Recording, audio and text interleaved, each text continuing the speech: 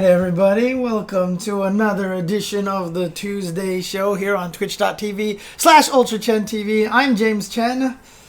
Hey, I'm Ultra David. How's it going over here in Santa Monica, California? Well, you should know because you're here, right? And I'm here, so I know the answer to that question. The answer to that question is it's a pretty nice day today. Yeah, it is a nice day today, actually. And in fact, I can tell when it gets really nice like this because my allergies start to act up because the actual flowers are starting to spit out pollen everywhere now. So those dastardly flowers. Well, I've had a great time lately, even though my wife has been making a lot of cakes and pies. As you could see, I've really been trying to do a lot of work at maintaining my weight, which is why I look so skinny. So we're going to be talking about a bunch of stuff today. Mortal Kombat 11 Aftermath just came out. We wanted to discuss that. We'll be talking about the Combo Breaker Retrospective from over this past weekend. We'll be talking about 5-5 matchup stuff, some fun viewer questions in there, and then there's actually some other game news and other community news this week. Yes, which was actually cool because it was announced during the retrospective, so it still felt like, some of the stuff was announced during the so it still felt like, kind of one of those announcement things. I don't know. I just thought that was kind of neat. So I agree with you for sure. But yeah, you want to begin by talking about MK? Yeah, I mean, I have not had a chance to try it yet, but obviously the initial question on my mind that I am dying to know is how's RoboCop? Yeah. All right, let's chat. So MK11 Aftermath came out today. This is the follow-up to Mortal Kombat 11, and we talked about it, a couple weeks ago. We talked about the what's it going to be in there, right? So 3 characters have come out: Fujin, Sheeva, RoboCop. They each have 3 variations, so you can think of that as maybe 9 characters. I don't know, depending on how you want to think about that. There is a new universal mechanic in this, which is armor breakers. So previously, Spawn came out at the end of the previous season or whatever, and he had an armor breaker, but he was the only one. And I think many of us guessed that that was a sort of harbinger, right? This is a look at what is going to be coming next, and indeed that is what happens. So now every character gets an armor breaker. I mean, is it just one move for a character, or do some of them have more than one, or Some of them actually have more than one. Yeah. So it's not just so much that they've added a new mechanic that everybody does this by pressing these buttons. It's some moves are just armor breaker now, basically. Correct. In fact, some are normals. Some are special moves. Oh, dang. Okay. It's all over the place. Gotcha. Okay. And some characters have it only in one variation. Some have it in all 3 variations. Really? It's really all over the place. Yeah, it's very character-specific kind of stuff. Okay, so basically it's like crush counter, right? It's like the... Yeah, it's a crush counter. Yeah. And Shao Kahn has 2 crush counters. That kind of stuff. Okay. We'll maybe talk a bit about those, but just to continue describing what is in this. There's a balance patch as well. We'll talk about that briefly, shortly. There's a bunch of new story content. So I started watching through a bit of it, and it's just as story as the previous full-on story. It's really cool, and I won't spoil anything, but dude, let me tell you, they made Shang Tsung look so cool. The entire time, I've only been in it for probably 10 minutes. So okay. Far. The whole time that he's in there, he's got this hilarious smirk on his face. He's such an evil sorcerer. It's just genius, actually. Nice. It's like they hired a famous actor for it, Well, I mean, for the motion capture, they didn't do that, right? So the voice... Probably not the motion capture, but the face. The face, definitely. Oh, I guess they did capture the face, didn't they? They definitely used the face, for sure. I didn't even think about that. He probably wasn't doing, the martial arts anymore, right? Right, yeah, of course. So, no, actually, he probably was, actually. No, I was kidding. Time was, but maybe not anymore. Yeah. But yeah, his face was definitely involved, for sure. I know they had face models for everybody. Nice. Shang's sick. They also added friendships to the game. And something I am very excited about. What is the requirements for a friendship? No blocking in the last round. In the last round, no blocking. God, I'm gonna have to win. However, mercy rounds technically count as a new round. So if you'd like to land a friendship, you can mercy, then not block, then friendship. Wow, man. The ultimate jerkery, like the big time from downtown jerkery. Mercy counts as a new round. Nicely done on their part to kind of throw that in there as an option. For sure. It's awesome. That's so funny. And then new stages. Oh, and even before that, new like graphical looks to all the menus. So, oh, really? Okay. Yeah, so like it's apparent when you turn it on. Like it's like, you know how CE and Street Fighter 5 has like a new look to it, like right, there's like the menu, yeah.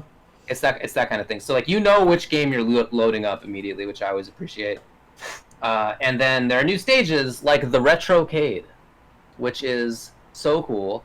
It's a stage where the background of it, there are projectors that are actually interactables on the side, and they are projecting old school Mortal Kombat game stages onto the backgrounds, like classic stuff, like the old pit. Or like Sorry. That's where the subway. That's sitting. where I saw pictures of the subway, right? From The subway, MK3. yep. Yeah. From MK3.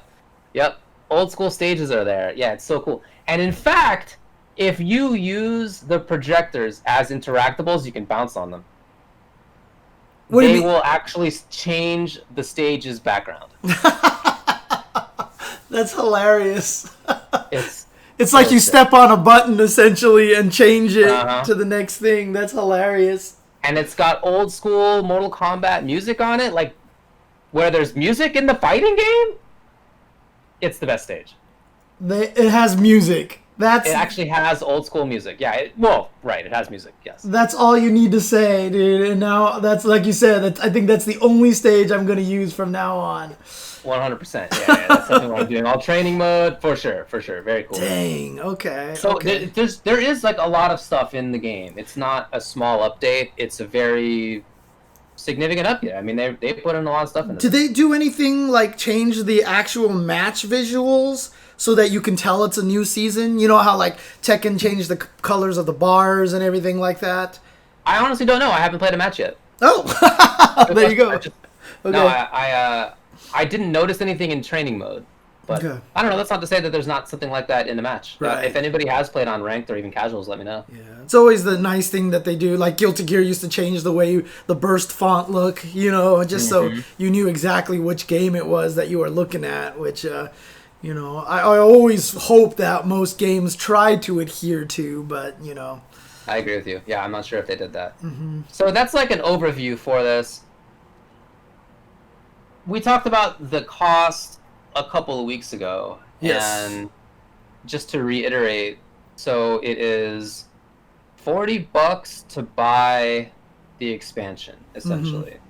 If you bought original Mortal Kombat 11, but you never bought the combat pack in it, that is to say like the 6 new characters that came with it, the DLC, then if you want to get all of the new stuff plus that combat pack, that's $50. Right. And then if you don't have MK11 at all, then you can just buy the new game, and I believe it's $60. I am double checking on that. Yeah, no, that's what they said. I think. Yeah. That it is $60, right? $59.99. Yes, correct. So you're basically buying the whole game at the cost that it was at the beginning of it, except with all the stuff in it. So for me, it was $40. I mean, it still does feel like it's kind of punishing the loyal players, right? Because if I had just waited till now, I would spend $60 for everything, which is what everybody spent the first time. That's true, but you wouldn't have been playing the game for right. The last year. Exactly. That's just really what it comes down to. So, okay. Yeah. I mean, look, we've talked about DLC many times and how it's just like part of the industry now. Yeah, and not only that, but I mean, this is not just DLC. I mean, this sounds like this is, I mean, especially a whole extra story. Like, do we know how long the story mode lasts at this point in time? So I believe there are 5 chapters, and the original one had 9, if I recall correctly. Yeah, but the chapters are longer now, I've heard. So. But the chapters are longer, is what I've heard. So in terms of the actual number of hours, I don't know the answer to that. Right. I haven't gone through it yet. Yeah. Around 4 to 5 hours, we've been told. Okay. Yeah, I mean, it's not quite the same thing as CE, because CE was half the price of the original game, and you got everything, which was kind of nice. But, I mean, again, this one's only 2 years old. I'm sure if they keep up with Mortal Kombat for 5 years, like if Mortal Kombat 11 went to its 5th year, they'll probably sell a Mortal Kombat 11 master pack that has everything for $30 as well. Probably. At that point. So yeah, so I mean, I'm not too upset about the cost. I feel like I've gotten a pretty good time over the last year. I think if you went back in time like 10 years and you asked me what I would think about this, I probably wouldn't like it. Oh. But like, I know a DLC is just like the model nowadays, and the model is basically like, it's a service. We're doing stuff for you over time. It's no longer the initial money only. Yeah, I mean, it also helps that it is a game that you're very passionate about as well, of course, right? Of course. I'm definitely a big mark for Mortal Kombat. Right. There's no doubt about it. Because like, if this happened for like some, FPS or something, I'd probably be like, oh, this is unthinkable, Yeah. Oh man. I mean, I'm personally okay with it, but you're absolutely right that I'm more on the I will definitely buy Mortal Kombat side than many people. Yeah, I don't even just mean MK. I just mean like fighting games in general too, right? Sure, yeah, because like for me, I've been buying all the season pass. I've bought Sam Show season pass, Soul Calibur season pass, all this stuff because I like seeing more characters. I like seeing the balance changes and stuff, and I know it takes a lot of work for that. So yeah. Definitely, yeah. And speaking of the fact that it took a lot of work, shout outs to them for still getting it out during this time, during COVID times.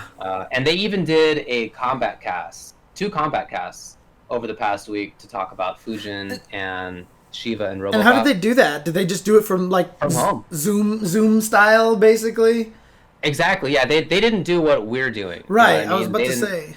They don't have They don't have the dedication that we have. No, and few people do. Yeah. So instead, they had just here's like Tyler and Stephanie and Derek and then normal people on the show, and they didn't have the game with them there. So that was definitely a difference. Instead, they had recorded clips of here's what Fujin does, here's what RoboCop does. So not exactly the same, and they didn't have the match afterward that they typically do between Derek and Tyler, but still I really appreciate that they did do that, and I think that they did a good job of it. Right. That's cool. I'm glad to hear that they keep doing this, because I know, obviously the quarantine, COVID, all this stuff has been hurting a lot of development teams for a lot of different things. As a person who got into Teppen recently, I know that they've been having trouble, although they finally announced something, but I'll save that for later. But, the fact that, that they have, but you got to still imagine that it probably still affected them. I don't know, because the MK finals happened kind of at the start of the quarantine, right? Because remember, right at the start, yeah. Right, because I don't know, part of me feels like all this stuff was probably supposed to be revealed then, but that wasn't really quite the quarantine at the time. So I don't know. So just on the other hand, look, as we'll talk about it a bit, Combo Breaker was supposed to be this past weekend. Oh, so I kind of, that's true. That's true. They could have revealed everything at Combo Breaker as well. Yeah. Probably not the weekend before, but I don't know. Maybe. Yeah. It's just hard to know what their plans were. Makes a lot of sense. They ended up coming out with it. Okay. So, you want to chat about these characters? I don't care about any of the characters except for RoboCop. Tell me about RoboCop. RoboCop. All right. So, first of all, RoboCop has the sickest outfits. He looks super rad. See, that's weird to me. What kind of outfits could he have? He's just they're RoboCop-y. They're one of them looks to me like RoboCop versus Terminator kind of style. There's different styles slightly in the different RoboCop things that he's been in. They're not drastically different. They're just cool coloring, One is a little bit kind of it's as if he's been like clawed by a beast. There's like Oh, kind of claws okay, in gotcha. him. Like battle Like, damage, damage. RoboCop. Battle damage RoboCop. Take He-Man's sword and poke it in his chest, and it goes, and it like changes to battle damage. Yeah. You know. And then there's one where he kind of looks like a ninja. Like it's definitely like a Mortal Kombat ninja take on RoboCop, which is kind of cool. Interesting. Okay. It's like maybe like what if Sector and Cyrax were RoboCop? Right. Part of me actually kind of laughs about that because Warner Brothers has a lot of clout to be able to be like, let us create a bunch of funky designs for these characters, and actually have those other companies probably go, okay. Right. Yeah.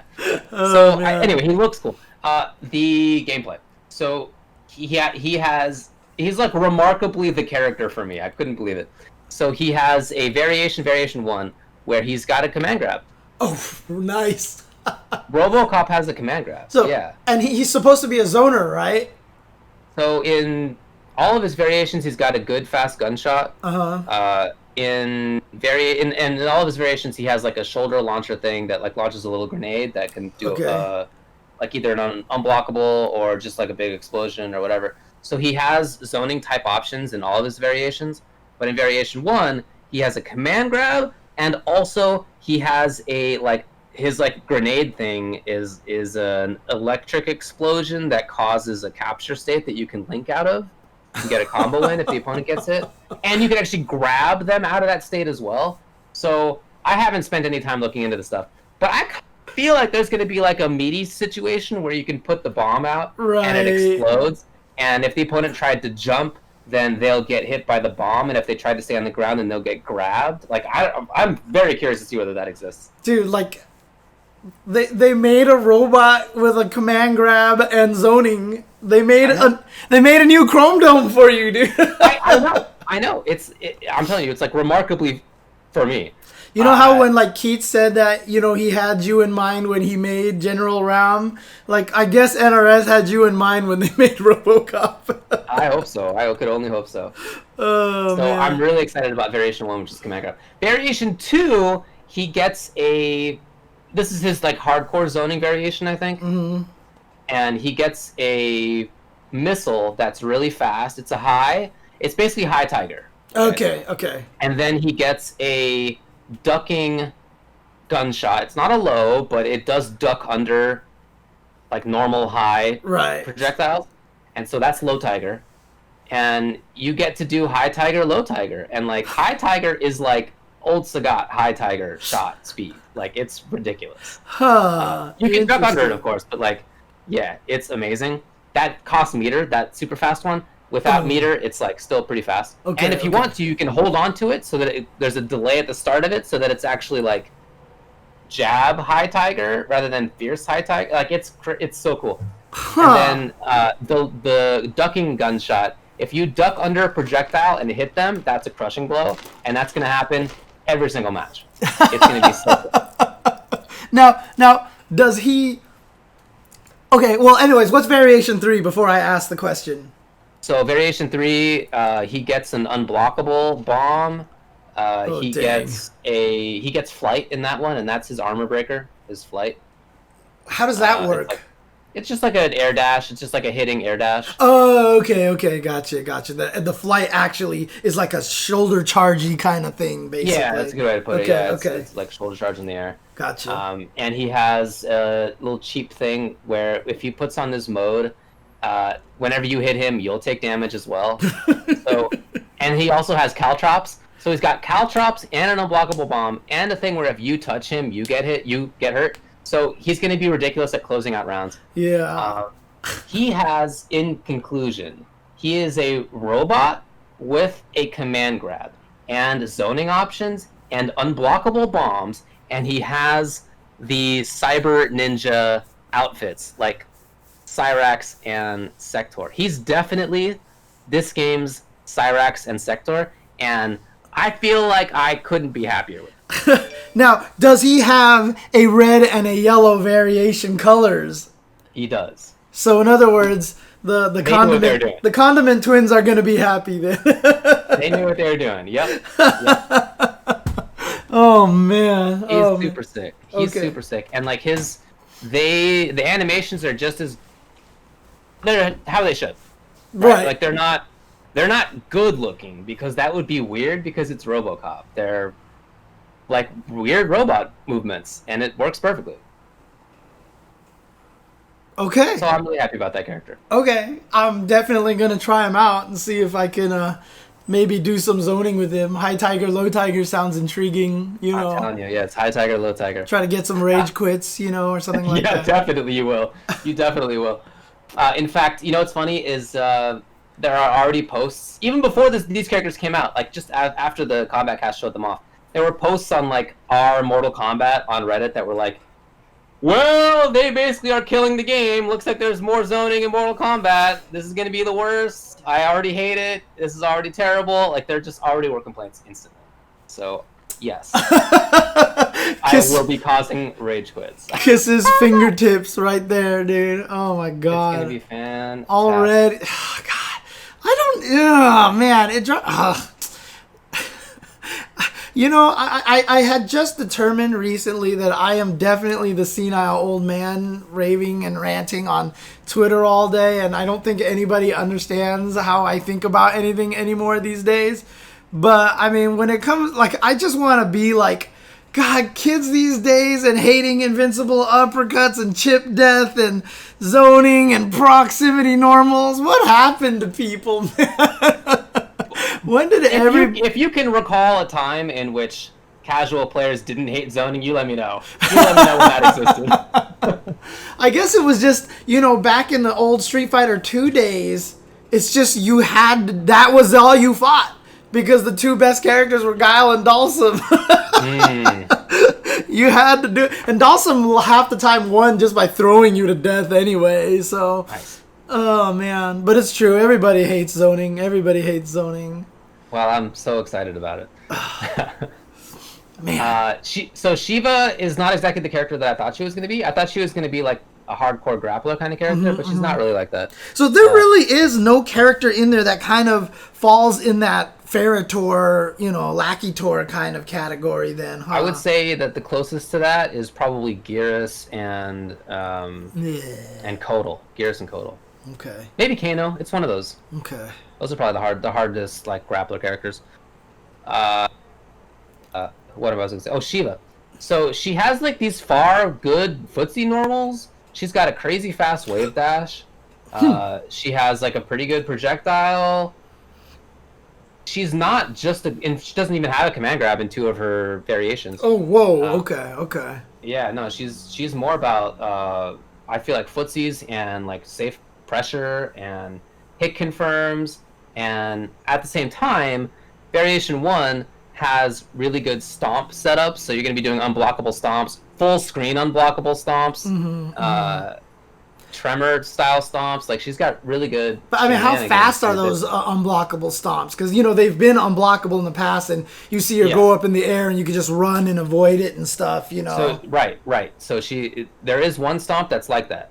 But what you can do this time is pilot it forward or backwards. So if you think that they're gonna do that, then you can stomp on them. Or if you think that they're gonna, I already found a setup that's like a meaty unblockable setup, right? Right. Yeah. But if the opponent's gonna roll, you can call out which direction they're gonna roll, and you can land on them even still, which is pretty cool. Wow. And then in addition to that, she has like, you know, Jack's ground pound. She has like that. Which is unblockable. So that's not like a stomp that goes up into the sky really far. It's more just like a kind of fast hop that causes an unblockable all screen. Okay. So she's got some shenanigans. Variation 2. How do the animations look? How do the animations look between the go off the screen and unblockable stomp and the ground pound stomp? Because if they look similar. Oh, like nothing at all. Oh, okay. Because it would have been cool if they had the same animation start up. Because then it would have been crazy, you know. That would have been pretty nuts. And actually, it's a funny question because obviously when the game came out, the developers probably didn't really know about wave dashing. You know, you said Sheeva has a good wave dash. Oh no, they did. Did they? They did for sure. Oh yeah, definitely. Oh, because okay. A bunch of people at NRS now were top MK9 players. Okay. And MK9 had block dashing in exactly the same way. I see. So for sure they knew about it the whole time. Because I wonder if they actually take that into account when making these characters? Like, are they just like, this character has a decent wave dash, leave it that way, you know, kind of thing? For sure they do. Okay. Yeah. Because it would be really funny if, like, if, like, RoboCop ended up having a great wave dash or something like that. Because then he would literally be MVC2 Sentinel, right? Like, like, so why are you so fast when you're supposed to be the slow robot? Yeah. When MK9 came out, I feel like there's no way that NRS knew about block dashing. Yeah. At this point in time, yeah. Okay. Gotcha. So her variation 2 is like even more of like footsie heavy, not shenanigans really with the stomps. It's more like footsies and safe pressure and just like good damage and stuff. It's just like a very dependable, good variation. So in other words, like the boring Tanya variation, right? The boring one. It's the boring one for sure. Yeah. It's like boring good Gearus, and you know, like there's a lot of characters have like the boring good one. I think that's probably that. Yeah, you can tell I'm still bitter that when they changed Tanya, they didn't make it so that she was more Dragon Naginata than. I hear you. Variation 3 does have a command grab. Okay. But it's only against people who are crouching. Interesting. So it's not even for the standing one; it's for the crouching. No, it's for the crouching one. It's a crouch grab. In that variation, she has a low special. She's got like a run into a few options. Got a low special, and so if you want to block it low, then she'll get you with the crouching grab. So she's a Final Fight character. You've got run into low. Yeah, totally. That's crazy. Yeah, and she also has some good overheads too. So she, in that variation, I think she's got like really legit mix-ups. Okay. And they go into damage in the command grabs. Okay. Good mix-up character. So I think overall she's really good. I saw one dude on Twitter, and this might be the stupidest take in the universe. I don't know enough yet either way. But he said that he thinks Sheeva in variation 1 is top 5. The stomp one? We'll see. Yeah, what was his claim. I don't know if that's even serious, but that was. I'm surprised. It's always that way. You know, once something new comes out, it's either going to be clearly top 5 or bottom 5, right? 100%, dude. Like, this thing is completely useless, you know, kind of thing. So. For sure. Man. But anyway, I do think that she looks strong. I think RoboCop seems strong. Fujin is a really unique character. I think that his animations are like probably the best that I've seen in an NRS game. I think they're really pretty, very fluid, very wind based. He's got a lot more. He's got a lot more flair, right? Very, very flare heavy. Yeah, because like sure. When I saw the little clips of him, it reminded me of the time that God, what the heck, Starfire in Injustice 2. What was the one where she had the big giant spinny helicopter move kind of thing? Yes. I remember seeing that the first time in Injustice. I was like, whoa, this looks kind of like cool and like out of place in a weird way. And I remember feeling a little similar to when I saw like some of Fujin's moves. Yeah, I think they look great. Okay. He has some cool like normals that kind of look like specials. They're like these big wind things that move you around. It's like gravity's a little bit, which I think is kind of cool. And he's got some funky. He's got a variation. I think it's 2, where he's got like a run in the sky, and it looks great.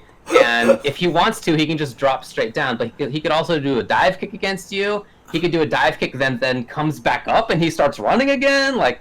It's a really super weird one. Air mobility, dang. Okay. Yeah, see, ton of air mobility. God, see, that's kind of what I wanted out of like the Dragon Naginata stance, right? So, you know, this really cool air mobility kind of thing. He's got some like kind of float cancels type stuff, or maybe like jump cancel ability, you might even say, in some stuff. So he has really interesting combos. I've already seen some like long. Okay. In fact, one of the dudes who works at NRS. PBJ, former top player, now works there. He put out a video himself that was like, check out what I can do. Like he didn't even want to wait to let other people discover it. He wanted to be out there. He's probably just like, he's had the tweet written. It's like sitting in there in the drafts. And he was like, release, click. I think that's really what it was. And it does look cool, no doubt about it. He's got some combos up on there. I'll go take a look. Variation 1 and 3. I'll go take a look because I want to see some of this. So totally, yeah, cool corner combos. So yeah, he seems like a very mobile character. He seems like he's got some space control options. He seems like he's got some like kind of show off looking movement and execution type stuff. If that's what matters to you. So he's got a lot of things going for him as well. That's awesome. Okay. Well, obviously we're at day practically -1, hour 2, hour 3 or whatever. Like, how do they seem to you competitively, you know, from your standpoint? I mean, besides the fact that Sheeva Variation 1 is clearly top 5, how do you feel about, like, all the other characters right now? How do you feel about them? So, I think they all seem good. Okay. Yeah, I think they all seem good. I felt that way each time there's been a new character that's come out. I haven't felt that, like, any of them's a bum. You know? I haven't felt that I've... And no Predators and no Aliens and no Tanyas? Right, exactly. Yeah, I feel like they've all been kind of in between that. Okay. I would say maybe Joker, I think, is the best character in the game. Or now it's all changed, but that was how I felt at the end of the before. Oh, really? So Joker was the best character in the game? I mean, it wasn't everybody's thought, but that was my position, and certainly everybody had him in top tier. Right. Okay. So Joker was maybe the best of them, but they all have seemed good at least, or at least viable. I don't know. Okay. And I think that it's the same for these. They all seem like they have a good place. I like what they do within the like strategy of the game. Okay. I feel like I'm excited about there being a zoner that's like just a zoner. Right.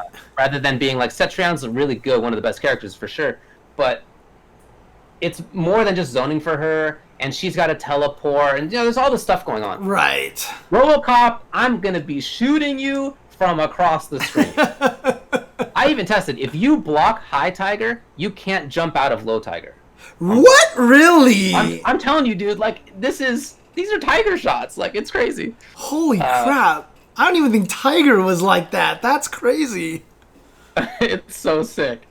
So I'm excited about that, and I feel like Fujin has some extra mobility stuff that I think is great to have in the game.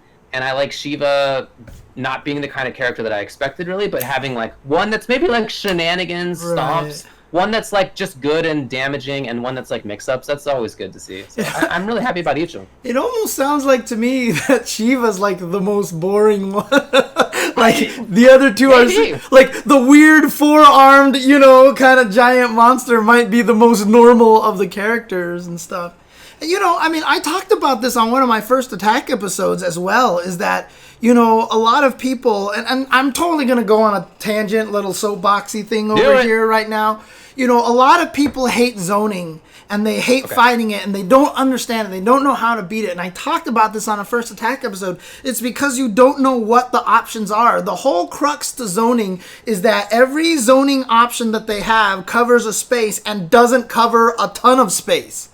And so if you know what the opponent is going to try to do, you have to be able to navigate into that space. The problem is a lot of people don't understand zoning, and the more frustrated you get against zoning, the more predictable you become. If I get shot by low tiger a bunch, you're going to try to jump all of a sudden. So I'm going to throw out the upward shooting one, and you jump into it, and it looks like zoning is impossible to beat. But honestly, if you understand all the angles and options that the zoners have, and you know where all the blind spots are in all of the options, then it just becomes everything else in the game. You try to predict which one they're going to go with and get into the giant blind spot. And if you spend your entire time not understanding the weakness of every zoning option, because the truth of the matter is, if the zoning option doesn't have a big blind spot, or it's really strong, then it's too broken and everyone would do it and everyone would win and nobody would be able to get around it. But clearly people get around it all the time. Not every character is Ivan Ooze. Right, exactly. It's not like Akuma Air Fireball, where like the characters just have no way around it and it has no blind spot. You know, that's the whole nature of it. If the zoning was too good, everybody is doing it and no one could beat it. But the fact that everybody has the ability to beat the zoning just means you have to understand the zoning. If you play against a zoner and you keep losing to them because you keep jumping into their up shots and and it feels like they can control everything, that's because you are being predictable.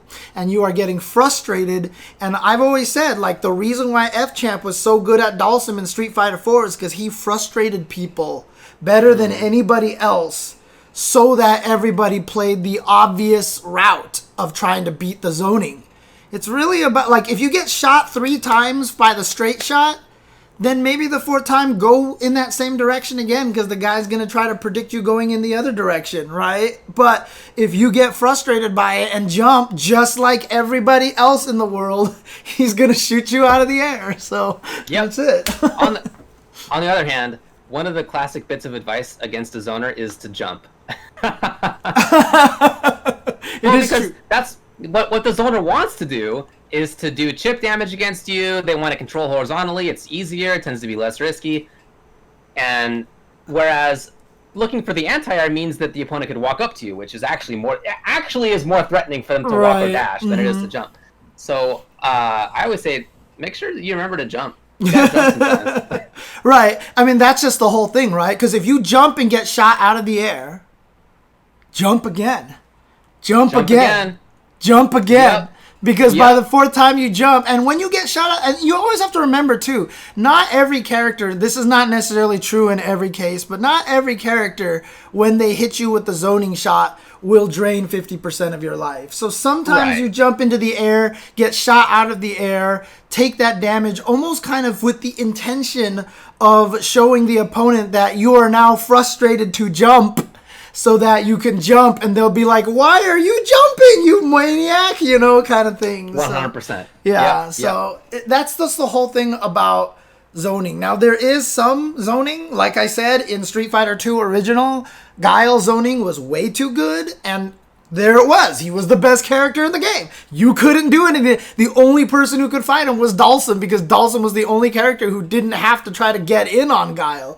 You know, that was the only reason why Dalsum was the 2nd tier, because he fought Guile. But, you know, clearly there is such thing as too strong of zoning, but you can tell when zoning is too strong because everybody will be using that character and nobody will be able to beat him. And that's so, like, an example I think is maybe Dead Shoot. Dead Shoot. Right. Okay.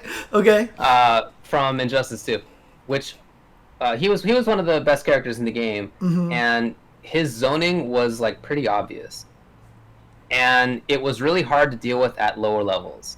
And at the highest level, it was still very good. It, you know, definitely, like all zoning, like it wasn't unbeatable in any sense. But it was definitely very frustrating, I think, for a lot of people to deal with Death Shoot. And so they ended up nerfing him, not even, I think, because he was, like, the best in the game, but because he was just really frustrating for people to play against. He was, like, a frustrating character, more than I think they actually wanted to. So what I want to say is, I don't think that RoboCop is going to be that way. Right. They definitely, like, his gunshots are not as good as it's kind of like what Keats was saying, right? Like, you know, if you make Aganos too good or something, it'll make people quit the game. And so they kind of had to nerf him to get people not to quit the game, so essentially. Don't worry about that. And the stuff that I was talking about with, like, super fast High Tiger, that takes meter. So, like, it's not going to be something that's constant anyway. Yeah. All right. And like, one thing I will say, like, during Injustice 2, I did pick up Harlequin at one point. And there were people that I fought, and I could tell when the opponent didn't understand zoning, because it just felt like they couldn't get in on my Harlequin. Every time they jumped, I had a cupcake in their face. You know, every time they tried to run from the ground, I air gun shot them and everything. And then there was times I would play Harlequin and it didn't feel like she could zone worth crap. You know, because my opponent just knew how to get around it and was good at predicting what I was doing, and all of a sudden her zoning felt useless. You know, and that's just really what it comes down to. The more frustrated you get, the easier you are to predict, and you will jump into cupcakes all day. I mean, that's just the way it works. So, for RoboCop, I forgot to say he has the regular gun, and he also has the super explodey weapon that they use to blow up the fancy car. I like it. Yeah, he has that one. And that one, if they block that from point blank and you meter burn it, that pushback on that is like 3/4 screen. That's like, awesome. It's extremely far. Yes. If I stream this, every time I push someone three-fourths of a screen back, I'm gonna yell, I like it! Every time I do it, dude. Dude, when you know how Johnny is an announcer pack? Oh yeah. Right? And he has all these quips and funny little things that he says when you pick people on the character select screen. One of his things is, I'd buy that for $1. Dude, that's so good. They did a good job. Oh, I'm so happy, dude. That's so great. They did a good job. Oh, man. That's great. As far as the balance patch goes, it's not a huge change. Good. Some characters definitely got changed for sure, but it's not like none of them got rocketed to the moon. None of them got killed. It wasn't like that at all. In fact, some characters I've seen people complaining like, "Wow, they didn't nerf Jackie more," like that kind of thing. But I'm happy about that. I don't want there to be these big changes. I mean, the companies are learning now really well. I mean, this has been spanning across all the different games, to be honest with you. I mean, we've seen how happy, like, you and I have been with Street Fighter V. You know, they didn't, like, Rashid didn't get nerfed into the ground. He's clearly weaker, but he's still, like, top tier, which is great, which is perfect. And MK's not doing the crazy, massive changes that they used to do and the frequency of changes. Everyone keeps talking about how Soul Calibur Season 2 is really good. I mean, honestly, the game that has, I think, been hurt the most by this kind of thing is Tekken, because Leroy and Faku Ram have actually been driving a lot of people nuts right now. Faku Ram, less of being a top tier character, more just that all of his hurt boxes are whack. Like, nothing that works on everybody else works on him properly and stuff like that. So he's just like really, really weird. So but for the most part, yeah, I mean, I'm super happy to hear that they didn't change. But are there patch notes out yet? Oh yeah, the patch notes are out. They came out earlier today. And so the winners, I would say the biggest winners are probably Raiden and Shao Kahn. I mean, Raiden got a lot. He probably got the most. But I mean, isn't that right though? Because like it is. They've always heard like that I've always heard that they're both they weren't very good, right? So definitely, dude. Yeah. Shang got some buffs. What'd they do to Kung Lao? Scarlet got some buffs. Kung Lao. I don't remember offhand. Let me check. No reason. Hey, shout outs to the Salt Mine League for subscribing to the channel. Shout outs to the Salt Mine League. Another one of the online tournaments that have been running a bunch of stuff and do a lot of cool, smart things like the mod of the training stage to have their logo in the background so that when everyone plays online on the boring training stage, they've modded it so they have their logo back there, which was actually kind of genius. High five. Definitely, dude. So Kung Lao didn't really get super much. He got some, like, a little bit more safety on one of his strings or a couple of his strings, I think. Okay. His Variation 3 has a stance that does like a full screen shot. Okay. And it was a high before, now it's a mid all the way across the screen. Almost all the screen.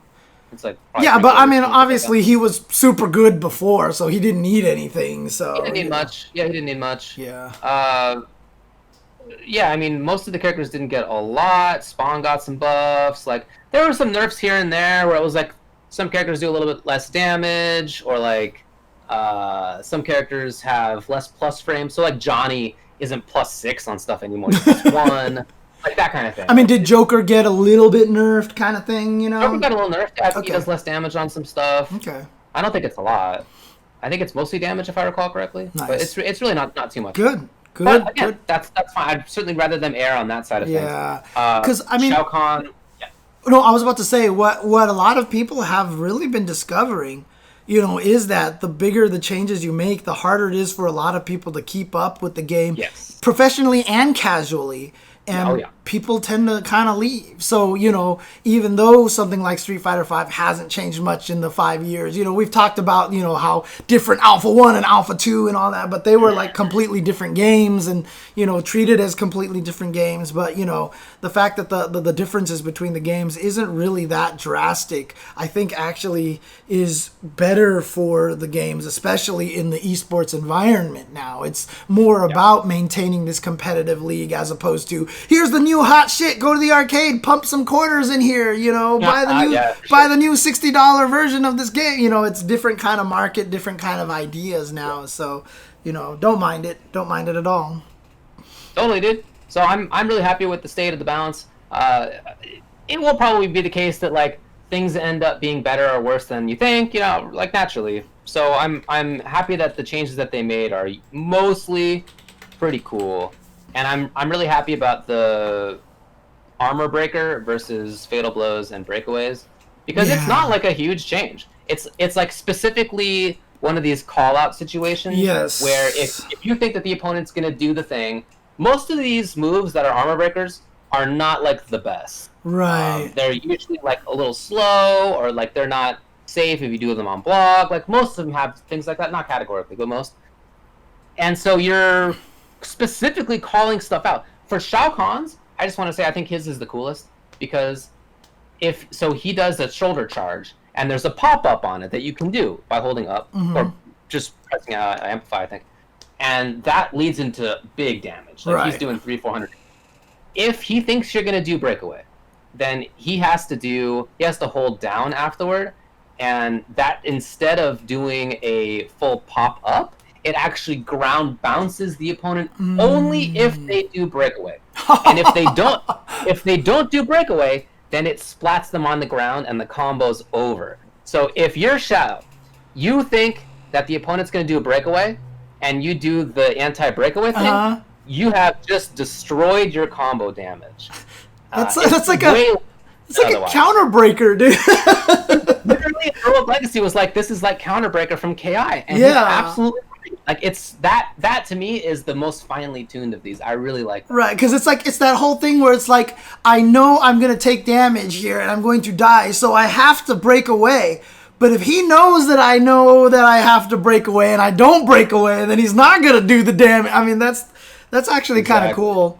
And again, I mean, before you could only call it out with fatal blows, right? But now everybody just has something that you could do during the course of the game, which actually sounds kind of cool. So, yeah.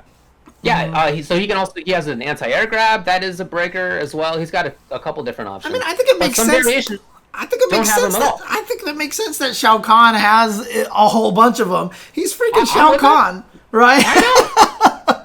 So I think that's cool. I like that not every variation has one, because this is another way to give differentiation to some variations that I think before I was like, I'm not sure why this one exists. Yeah. So like Baraka's third variation, Baraka's only breaker is the blade charge special move that's only in variation 3. Right. And so if variation 3 otherwise like doesn't have big damage and doesn't have the best mix-ups, so why are you playing this one?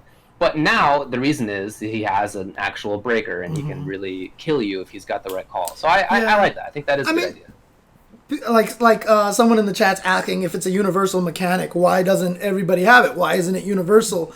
I mean, while something like I made the analogy before, like the crush counters in Street Fighter V, everybody has at least one crush counter, but these crush counters are clearly not made equal.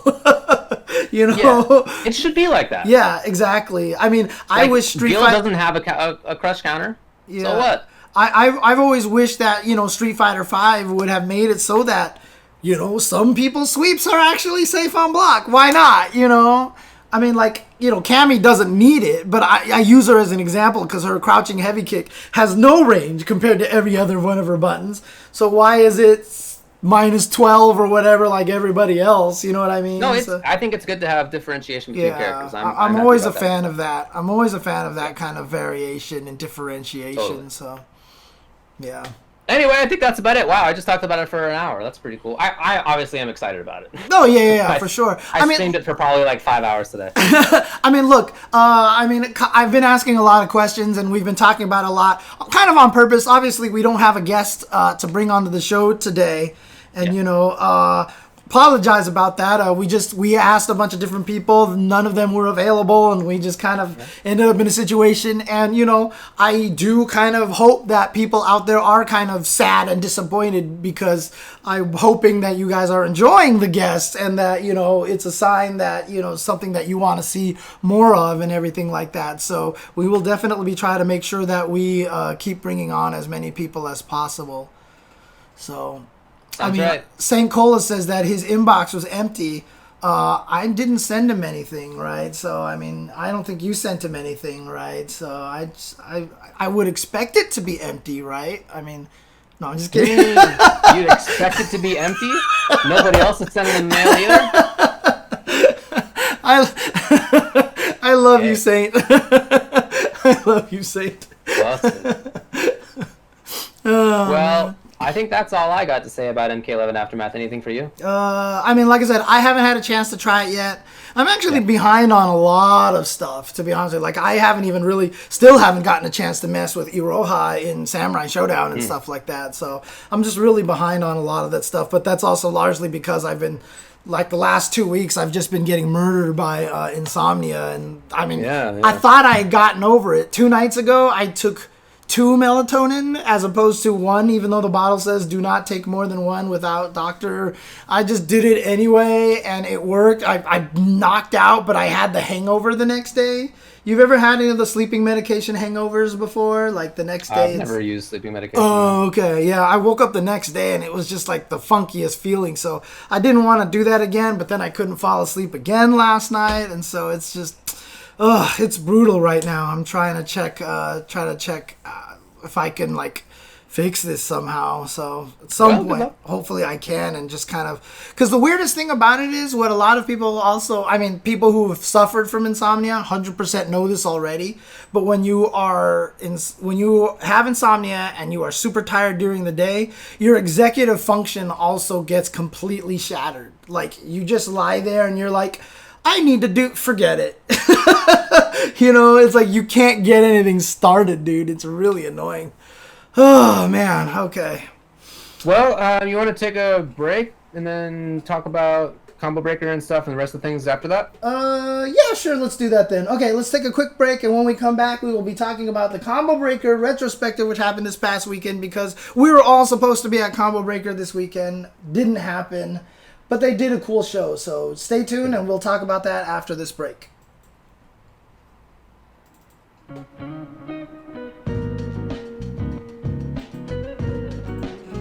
I think my favorite thing about using this song during the break is that I don't think this song will ever get old. Good song. This is just like one of those songs. Like, I still remember when I played the original Final Fantasy 1 on the Nintendo. The battle music was so good and so long, and even as a kid, I was like, I am so glad this battle music is so good because you're just going to hear it over and over and over and again, and it'll never get old. And this was even before any of us knew who Nobuo Uematsu was or anything like that, so... Dude, that's a good idea, Flotas. I should just take this and loop it. Actually, I remember when I met up with Akito at the Granblue launch event, and he introduced himself to me. I was like, hey, can I just get like a 10-minute looping version of this song, you know, that doesn't have any fade outs or anything? So now what I'm thinking is I need to ask him for a 10-hour looped version of this so I can play this while I sleep.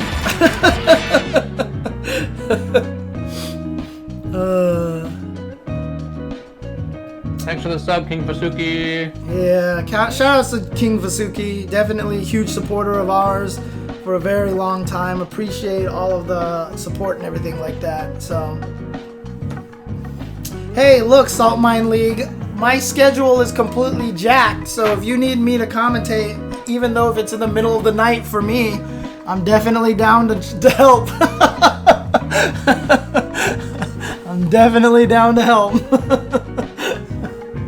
Because my sleep schedule is garbology right now. Oh, man. I mean, God, I was up until what? Like 8 a.m. last night or something? I think I woke up at like 10 a.m. and I was like, shit, I've only got like 3 hours left of sleep and stuff like that. So, hey, Saltmine, hit me up on DMs on Twitter. Slide into my DMs. We can definitely talk about it. It's Brian Law. I have not yet, but I haven't had a chance just yet. So, unless, of course, St. Cola wants to do it, then he can do the commentary, because I don't want to, like, you know, jack his, you know, opportunity or anything like that. Because I see all of the X's here. I see 1, 2, 3, 4, 5, 6, 7. I see ochos X right now. Ocho X right now. Man. Hey, man, we're good to go. Okay. All right, thank you, Shayon. I appreciate that. I mean, like, literally, like, you know, people DM me all the time, and it's funny because I'll respond to a lot of them, and they're always like, "Oh my God, I wasn't expecting you to respond to this," like, you know, kind of thing. But, you know, I'm always down to try to help and everything. So, okay. All right. All right, you ready then? Mm-hmm. Okay.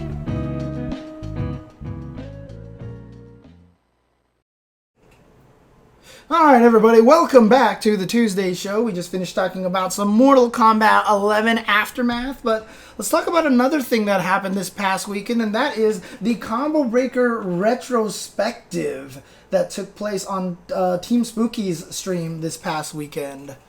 Yeah. Yeah. So what was that all about? It was a look back at the previous years of Combo Breaker. So 2016, 17, 18, and 19. And it took place Friday, Saturday, and Sunday. Mm-hmm. And it was a collection of many of the biggest matches that were in Combo Breaker across all the different games. And it was also, you know, pretty frequently interspersed were just kind of people who recorded themselves looking and thinking back on fond moments, fond memories, that sort of stuff, and saying like what their favorite match or memory was from Combo Breaker. And some of the memories were like, I loved when we went down and played games all night on the 24/7 floor. And others were like, there was that time when we all pooled our booze and we got wasted. And, you know, there was that. And then there was like the heartfelt ones where it was like, oh, like I met my good friend there for the first time. And, you know, it's like, there's this whole spectrum of people's memories that I thought were really great. Dude, I had completely lost track of time too, because someone asked me, you know, to record a video for them, and I was like, I've got time. And then all of a sudden they're like, hey, Combo Breaker Retrospective is this weekend, and I was like, what? So well, I never got it. You weren't the only one who forgot. I totally forgot to do it myself. So okay. I don't feel so bad anymore. Yeah, and Rick, when I told Rick, he was like, yeah, you're not the only one. Because, dude, it's more than just us. Because the thing about it is, all the past years, because we've always been on tour and traveling, even though that makes time go by fast, it makes you cognizant of the time. You know what I mean? Like, oh, Combo Breaker's coming up. I have to plan this air flight. I have to get this hotel, do all this stuff. You're always thinking about it. I really felt like this weekend just jumped out of nowhere. Like, honestly, like, I was not expecting Combo Breaker to have been this past weekend, and people were talking about it. And even when people were talking about it on Twitter, it didn't quite hit me that that's what they meant, you know, kind of thing. I should be at Combo Breaker this weekend. It just didn't even, like, jump into my head, like, oh, that's right, we should be at Combo, because it's Memorial Day weekend. It's because we're on that final leg stretch to Evo, you know, that period, and like, you know, of Combo Breaker CEO and Evo, and none of that's happening now. So that has been our sort of yearly calendar for many years. It really has. Since probably 2012 or 13, that's been very consistent. Something like that, maybe 2012. Chicago Major CEO Evo, right? That's been anyway. It's been like that for a while, and of course we couldn't this year. Everybody knows the reason why. I do think that many of us, me included, I feel like I am beginning to accept this like period of isolation. I don't like it. I'd rather not do it, but at the same time, it's like it doesn't feel as strange to me anymore to not be doing the things that I was doing before. Now my routine has become my routine. Yes. Right? And even if you don't like it, I'd rather be doing other stuff. But it no longer feels to me like, ugh, gotta stay inside today. Now it's like, well, here I am. You know, I mean, that's kind of the one thing that, you know, I was talking to some other people who have been, you know, been really bummed out by the isolation and stuff. And I was just like, you know, what you need to do is it's for a good cause. It's not like we're all being isolated because, the aliens have attacked and we're kind of like doomed at this point in time.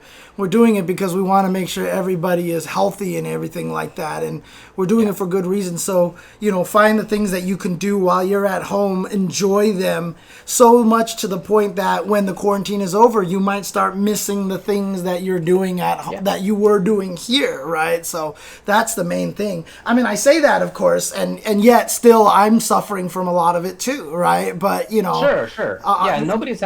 Not many people are having a great time here. Yeah. Right.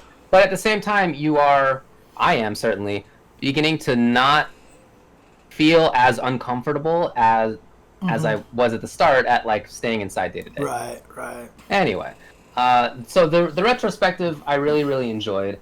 It was cool to look back on old matches. You know me, I don't remember matches that I did last week on commentary.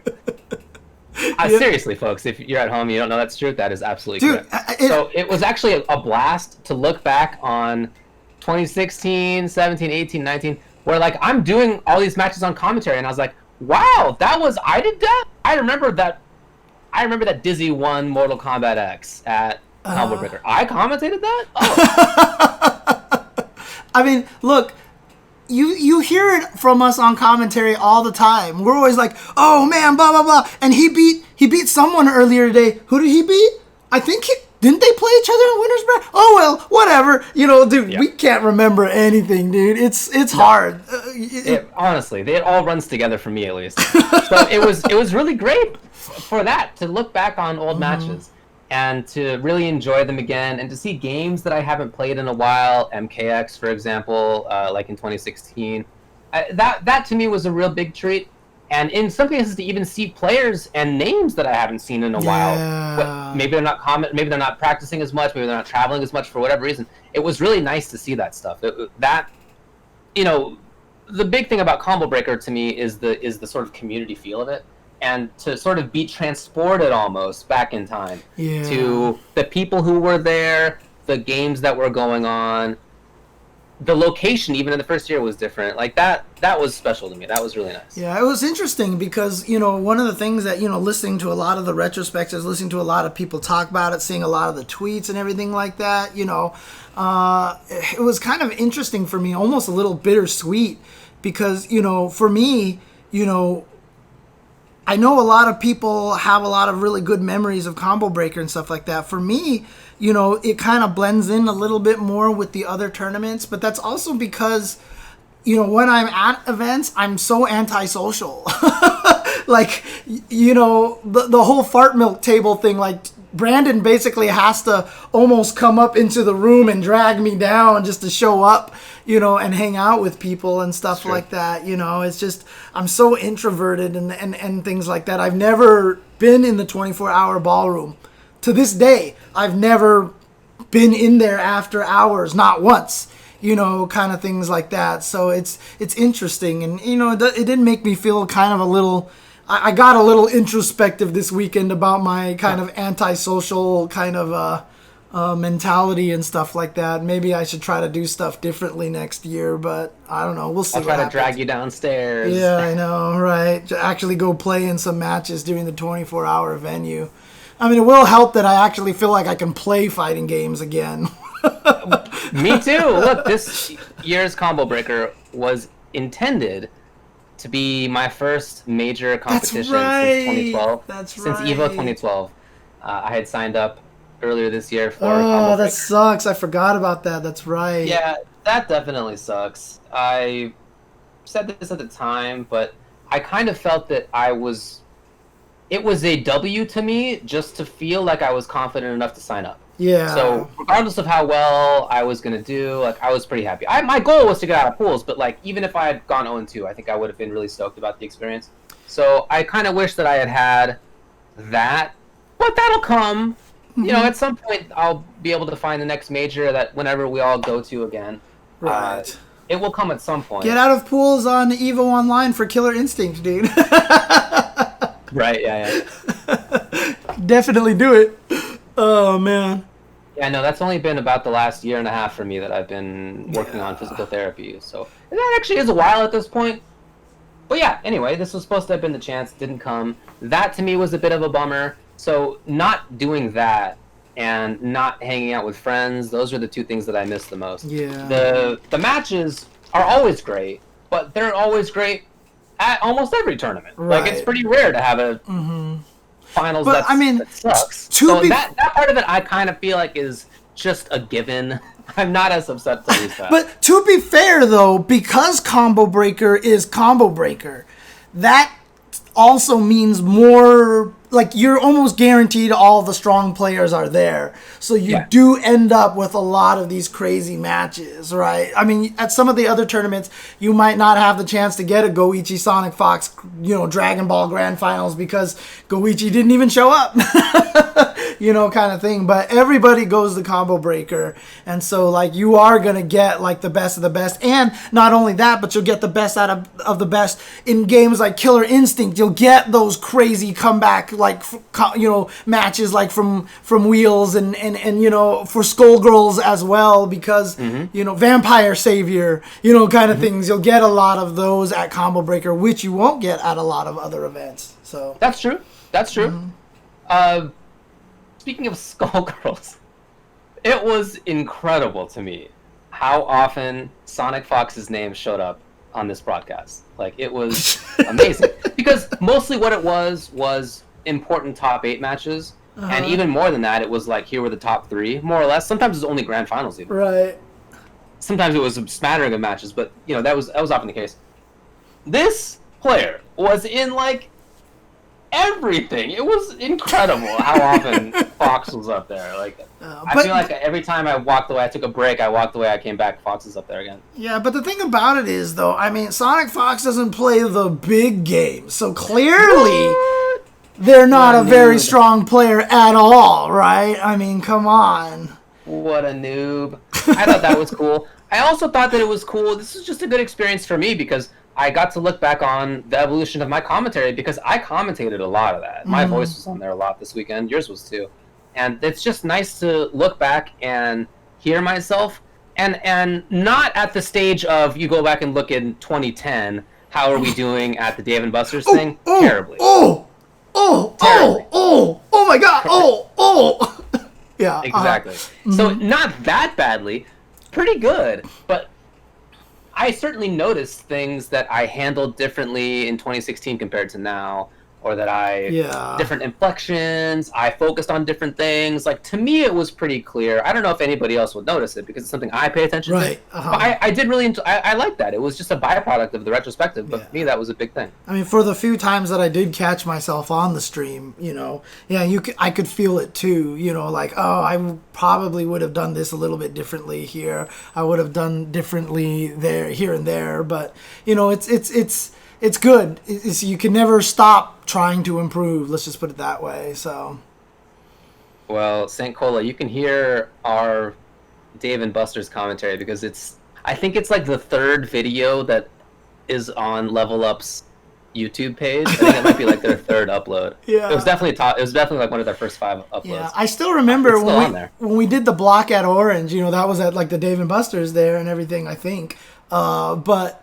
I still remember I was commentating one of Combo Fiend's matches, and he was using Cammy, and he did a trick that I always do, and I was always like, he learned that from me. That's totally me. And like now I'm like looking at that, and I'm like, God damn, I would never say something like that. Never say that again. Yep. Oh man. So anyway, it was good. I really appreciated that they did it. I would like to see other tournaments do that. Yeah. I mean, CEO's not happening. What are they doing? I think that there are people who love each tournament. You know what I mean? Like, Combo Breaker, I think for me, it was my favorite tournament last year. Like, I think many of us have it right up there near the top. But every tournament has, like, its locals who really care about it. Yeah, and of course. I think it would be nice if more had done this. It's quite an undertaking. So, like, I don't want to say that you should do the, let's scour all of our matches and let's take requests for people to send in videos and collate them all. That might be too much work. But I do think that it would be nice to have, like, let's let's rewatch the matches that happened last year. You know, the archives are still up. YouTube archives are still up, certainly. Dude, it's I definitely. think that would really be nice. I mean, the Esteban is in the chat right now talking about this and how much work that they put together for this whole entire thing.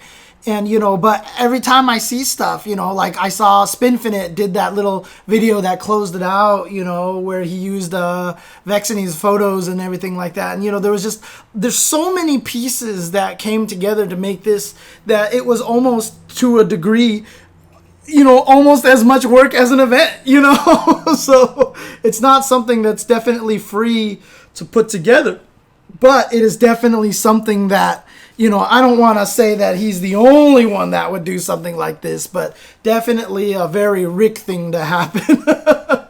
It would be nice to see it. Yeah. And even if Rick wasn't involved, I mean, again, just it would be nice to see that more often. All right. Anything else to say about this? Shout out to everybody involved. Good work. Carly was in there doing a lot of stuff. Someone in the chat asked me to get a Felicia tattoo. I always did say that if I ever did actually get a tattoo, I would get a Delta Red logo on my arm. That's what I would do. God. That's it. So that would be it. But what a nerd. My favorite moment of the retrospective? Hard for me to pick one. I felt like there were so many good moments. I really liked what a lot of people had to say their favorite moments were. I enjoyed those a lot, just hearing from them. Some of them were good friends of mine, so like it was, you know, cool to hear them talk about it in that regard. But there were also people there who I only knew tangentially or had never met before. And I still thought it was really cool to hear from them, just everybody's different perspective on what was a good memory for them at Combo Breaker. I thought that was really cool. And I mean, I was also glad that they were willing to show all sorts of things, not even just the official Combo Breaker matches or anything, because I didn't get a chance to see it, but apparently they did re-show the Florida versus Texas MK11 event. They sure did. It was highly edited, because that was like a 3-hour process. Right, yeah. But it was they certainly hit all of the major points, and it was great. It was really great to watch. Because I saw some people who were talking about it on Twitter who had never seen it, and they were like, "That really was something," you know, like it really was something, and it was so great, dude. It was awesome. It was really, it was such a, it was like that was like pure FGC, you know. For me, that event was perfect, and everyone played so well, and in the end, despite the fact, like I've always said. You know, like the Rushdown versus Rob TV thing. They legit want to beat each other, like, badly. But in the end, they're going to respect each other as players. You know what I mean? You know, in the end, it's so good. So I love that. It's funny because I didn't watch that on stream, right? I was there. That's right. You were there. That's right. Yeah. I was there watching. So I think that the crowd might have gotten the commentators' mics, but I couldn't hear it in any case. Oh, okay. So it was cool this time to watch back and actually hear what they were saying, because they're ripping on each other constantly. Oh yeah, it was basically a Florida rep and a Texas rep the whole time. Yep. And Katana Prime was going in, dude. I was dying. Oh my god. Like, ATP is good on Texas's side. He's a smart guy. He's a funny guy. He's a commentator. On Florida's side were Katana Prime and Big D and DMS, 3 people who have done like major commentary in the past or this year. So I felt like that was like maybe a bit of a mismatch, unfortunately. But I like I said, I do think that ATP did a good job. But he wasn't there the whole time. You know? Right? Yeah. Yeah. I mean, I can't remember who was commentating with KP, but there were some points in time where just KP would say stuff and the other guy just had nothing. Yeah. Oh man, it was so good. That was funny, and it made me think back to the moment after that match ended. I had bet on Florida, because obviously you bet on Florida, IMO. And when it ended, I knew that the players would be going into the back to try to, you know, they were going to talk afterward or whatever. Money was going to exchange hands or whatever it was. And I had already gotten my payment, and I went back there, and I had to pick up like a bag or whatever I left in the back. And the players saw me, and I think they thought that I had come back to be like, hey, good job, everybody. Shake hands. Nice work. You all played well. Good job. Right, But actually, I went back there, and I grabbed my bag, and I was like, thanks for the money, nerds! And I read. What an asshole, dude. Oh, my God. Oh, my God. Anyone who expects you to go back there to be like, good job, guys, doesn't know you well enough. They were very surprised. They don't know you well enough. That's me, okay? I'm the one who will go back there and be like, great job, guys, great job. Oh, man. All right. Anything else to say about Combo Breaker Retrospective? It was really cool that it happened. And in fact, we announced last week that we were going to do the Sure You Can tournaments here. Do I still even have that logo here? Sitting here, I might still actually have that. Yes, the Sure You Can Scrimmage beginner tournaments. And I've had a lot of people ask me about it, so there's a lot of interest gauged in it. But we had forgotten that it was also the same weekend as the Combo Breaker Retrospective. And just out of respect, we decided not to stream at the same time with that. So we should begin that this weekend. On Sunday. Of course, again, if you guys don't know, this is the beginner tournament that we're going to run. For the first one, we'll probably cap it at 16 people just so we can gauge the time and make sure we have everything all in order and everything like that. But we're going to run that this weekend for beginners. You have to be gold and under to participate. Again, you can totally smurf, but why? Let people have fun. And that should be a lot of good times this weekend. So... okay. Sounds good. 5-5 matchup time? Yeah, let's do it. You just don't want to talk about the WOTC? Yeah. Let's definitely talk about that because it has bearing and it has kind of a reflection on what's going on with, these kind of open brackets and tournaments and sponsorships and stuff like that in particular. All right. But do you want to sum up kind of what happened with Wizards of the Coast and Magic the Gathering? And let's chat a little bit. Yeah, I hadn't heard about this until today when you brought it to my attention, but very interesting. So apparently Wizards of the Coast, which does Magic the Gathering, of course, and they also have their Magic Pro League these days. They had some kind of rule change that was going to be implemented, but they only told their people who were signed as pro players. Not anybody else. And remember, these are players signed by Wizards of the Coast. So they're Wizards of the Coast sponsored players. Yeah. And they got news of all these changes coming up in advance that nobody else gets, basically. Right. So that got leaked, and then it got spread around by one player who was, quite well known, been around, top player. And they banned him for talking about it publicly. Mm-hmm. And they wanted him to out whoever it was who gave him that information as well. And they didn't ban him directly right away, apparently, for saying the information, but they banned him after he refused to out the person who gave him the information, essentially. So that's pretty skeezy. It is kind of hard, I think, to think about competitive Magic now, because Wizards of the Coast will let the people who are signed to their thing get this information in a way that other people won't, and it's obviously a very intensive, information-intensive kind of game. That kind of info is really important. It seems like there's kind of a loss of integrity that might be tough to come back from in this. Yeah, and this is the danger, right? This is the danger kind of when you look at it from an FGC perspective, and kind of why it's good that we don't have situations where we don't have a Capcom-sponsored player. We don't have a, NRS isn't sponsoring their own players, because then it kind of enters that weird realm. Because if Wizards of the Coast is sponsoring certain players, and then they're giving them advanced information that's going to give them an advantage in upcoming events and stuff like that, it's clear that they're curating who they want to be the best players and who gets the attention and who the heroes of their community are, in a way. So there's a little bit of that kind of going on there. And it's a problem, right? I already felt like that. It was wonderful that Games decided to drop their sponsorship because they made Granblue Fantasy Versus, and they didn't want that kind of conflict of interest, right? Because if Daigo won Granblue Fantasy Versus, like let's say with a character that just dropped on DLC, then everybody would be like, kind of thing like that. And, I've already kind of was impressed by the integrity there.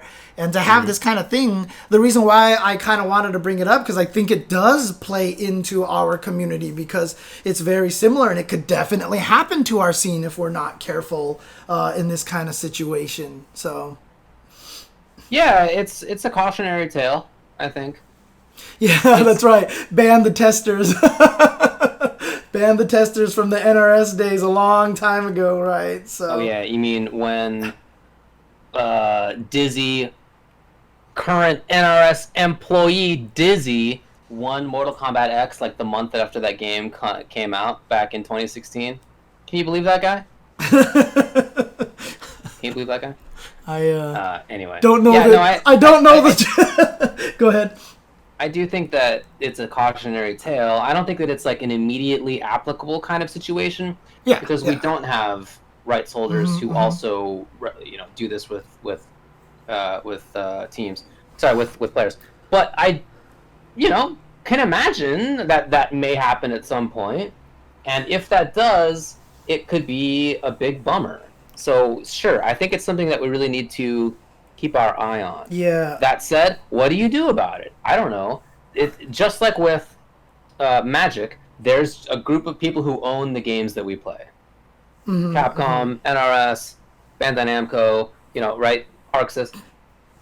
If they'd like to do a thing, they get to do it. And ultimately, that's what it comes down to. Yeah. Even if the community doesn't like it, that would be bad PR and probably bad marketing for them. And so there's these other, sort of reputational costs to doing the kind of thing that Wizards of the Coast did. But we don't have the legal rights to not let them do that. So I do think it's important for there to be these reputational costs. Yeah, I'm not, immediately worried that this stuff will happen in fighting games. But sure, it's something to keep an eye on, yeah. Yeah, because, we're kind of already starting to head a little bit in that direction in a couple of areas, right? Remember Capcom, they're doing obviously the Street Fighter League, and so, it feels like, those players kind of get a little, maybe, I don't know, are they planning to try to do more with that?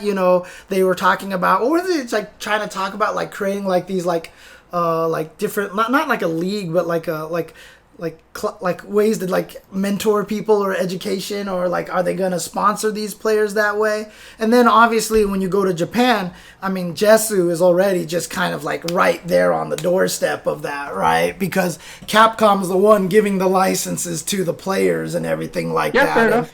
All those guys are literally giving the license. And so what's to stop them from also trying to give them a little bit of an advantage? Hey, Jesu players, come play this beta of this thing of, and try out the Street Fighter 6 Season 6, kind of thing. Fortunately, they haven't done that. And I think, there's a little bit more integrity there. And, maybe we'll see. I don't want to promise anything, but that's kind of the whole guess. The whole hope is that they will have that kind of integrity.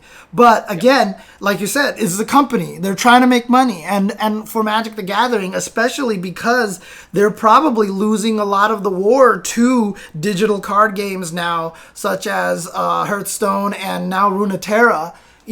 So, they have their own digital platform now. They probably need to push this as much as possible to stay competitive and stuff, and to have the interest of spending money on these players. And then if you're spending money on these players, you want to make sure they're the ones who's winning to make your game look better and to kind of promote that heroship. It's weird. It's a weird situation. And I think the best way to avoid it, honestly, is as a community, don't accept the company that makes the game to sponsor the players to play in your tournament, because that's a conflict of interest. That is just I feel like conflict of interest 101, I can see that. Yeah, that's certainly a cautionary tale. And yeah, Magic the Gathering definitely did have a tough time some years ago as digital card games were getting big. They have their own products now, and I think that they're probably fine on that front. Oh yeah. I'm not saying that they're. I bet that they lost market share certainly at that time. Yeah, I'm not saying that they're struggling, but that's just the thing is that I felt like when it was just like before we had all the digital ones, all the CCGs, the digital ones and stuff like that, I just felt like Magic the Gathering was always seen as like the game. You know, like this is the one that everybody played. Yeah, there was Digimon and Pokemon and all these other games out there, but Magic was always like the granddaddy, and that was the one that everybody went to. But because it's going more of a digital route these days, I think, they want to make sure that they stay in the forefront of that. Not saying that they're losing to everything, but they want to stay competitive. They want to stay relevant and stuff. So there's a lot of that involved, in my opinion. So, well, all right, something to keep an eye on. Yeah, but just a good cautionary tale for FGC to make sure that we don't accidentally kind of fall into that kind of pitfall as well. So, alrighty, you want to move on to the viewer topics? Yes, let's do this. Let's do this. All right. Viewer 55s. We had 6 questions this week. Okay. Let's begin. Number 1. Which game would get more hype if it had a quality netcode patch released tomorrow? Smash Ultimate or Street Fighter 5? Which game's community would get more hype? 2. Do you think SonicFox will make more or less than 2.5 top 8s at Evo Online? How many games did they win outright? Wow. Oh my god. Wow. 3. Is Mortal Kombat's success due in part to focusing on story content? Probably. Yeah. 4. Why haven't there been any new 3D fighting game IPs within the last 10 years? 5. What's the secret spice that keeps games like Melee, Third Strike, Marvel 2, etc. relevant and popular decades later? Then 6. Why do you love grapplers? Why do others hate them? Who's the best grappler character and grappler player ever? Ooh. These are all I swear these are all good questions. These are all good questions. I agree. Yeah. These are all good questions. We again had a tie. This has happened a couple times lately. Right, With 29% of the vote each, only pluralities. Number 5. What's the secret spice that keeps games like Melee, Third Strike, Marvel 2, etc. relevant and popular decades later? And why do you love grapplers? Why do others hate them? Who's the best grappler character and grappler player ever? Those are the 2 winners. All right, so I've added the old FGC secret spice as the first topic here. Secret spice. I don't know, man. What do you think? Why don't you go first here? Honestly, I've been talking about this a lot, and I know not everybody agrees with me, but I do feel like that the drive to simplify games and to do all these different things have had a kind of minor side effect in that I feel like a lot of fighting games these days are missing the things that kind of in particular make them fun. That there's not any of these things that when you the difficulty kind of makes you feel happy about stuff. I shared this clip on Twitter recently of a player. I'm not sure where he was from. I think he was from one of the Latin American countries, but he did this Balrog mix-up. He gets a crush counter, crouching heavy punch, and then he did this mix-up, and he goes to the other side and hit him afterwards. And then after he hit it, he was just like, oh. He's like, I don't care what happens after the end of this round. I landed my mix-up. That's the first time he was so happy about that, and it was just great and wonderful and things like that. And, that's kind of the things that a lot of people live for. I've been talking about, landing that Sako combo or landing this crazy, Urian mix-up with Aegis reflectors and things like that, And I felt like older games kind of had a little bit more of that kind of feel-good kind of thing, and that just kind of make you feel yourself kind of situations. And I feel like that helps a lot. And in a weird way, I honestly do think the complete imbalance of those games kind of helps keep them alive in a weird way, because there's something about having the ability to beat the top tier that just keeps people going, and then that you have the people who just abuse the top tier, like Mao or like like Pyro Lee or whatever, and you're just like, I need to beat them, you know. And there's something about that kind of just creates a narrative and drives appeal and stuff. And I mean, and lastly, they're just good games. You know, there's no coincidence that it's those games that have continued to last because they're the good ones. You know, there's no shortage of badly tiered games like time killers where you can chop someone's head off and feel good about yourself, but it's just a bad game, so it's just not going to survive. But like something like MVC2, Third Strike, Super Turbo, heck, Sailor Moon S, let's even add that in there. You know, there's something about those old games that because they're good games and that little brokenness factor has an appeal to it, honestly. So all right, you ever heard of the parable of the plane that during wartime, I want to say it's World War II, but now I don't remember, that flew through a bunch of shots, and all these planes were flying through anti-aircraft fire. Yeah. And they came back with all these bullet holes, right? And so the people who saw that they came back with the bullet holes were like, wow, we really got to shore up those planes, right, in those spots, because look at all the bullet holes in them. Not realizing that even more planes had actually been shot down, and those planes survived in part because they got shot there and not in more important places. Yeah. It's survivorship bias, and it's very common. You don't think back to the things that are easily missed, right? It's so funny because when you said, have you heard that parable, I was just going to say no. But the funny thing is, I actually have heard that parable before. So. Nice. Yeah, that's a good story to tell, because I think that's pretty much the answer here, which is that, yeah, those are good games. You won't hear me crapping on those games. So are some of my favorites. They happen to be the survivors of a time in which most games were not good. To be frank, most fighting games were not good. But there were some that were good. And, you know, Third Strike, CVS 2, Marvel 2, a couple of the KOF games. All right, there's like a short list that people basically play still, and those are good games. And the fact that they've lasted this long shows that they are good games, or people would have quit if they had sucked. So I really think it's just more like they happen to have been the few good games from back in the day. Is really just, that's what it is. There were like 5 good games in the 1990s, and these were the 5. Like whatever the number is, right? I don't know. It's not 5, but it's some small number. So they're definitely good games on their own terms, and they appeal to different people because they're different games than other games. So people who like a parry have a parry. There's you know, I don't want to get into the whole thing, but each game has its own unique aspects that no other game has, like every game has. And if you're somebody who is attracted to the things that are in one of those games, that's the game for you, and you can still play. At the same time, keep in mind their competitive scenes are still very small, right? I mean, don't have any like ideas that they're as big as the modern size games, but they certainly are still there. And I really think it's more just like these were the games that were good, and so we're still playing them. Than that there's the fact of them being old isn't the thing. You know what I mean? Like it's instead that they happen to be survivors of that time. Right. I mean, Outcast in the chat says, David is right. Like people who say all old movies were better. We just remember the good movies. There was tons of shit movies, right? There it is. And it's absolutely true. And I mean, when you think about it, for example, every time you ask people, like, what are your favorite game consoles? A lot of people will say PlayStation 1, PlayStation 2.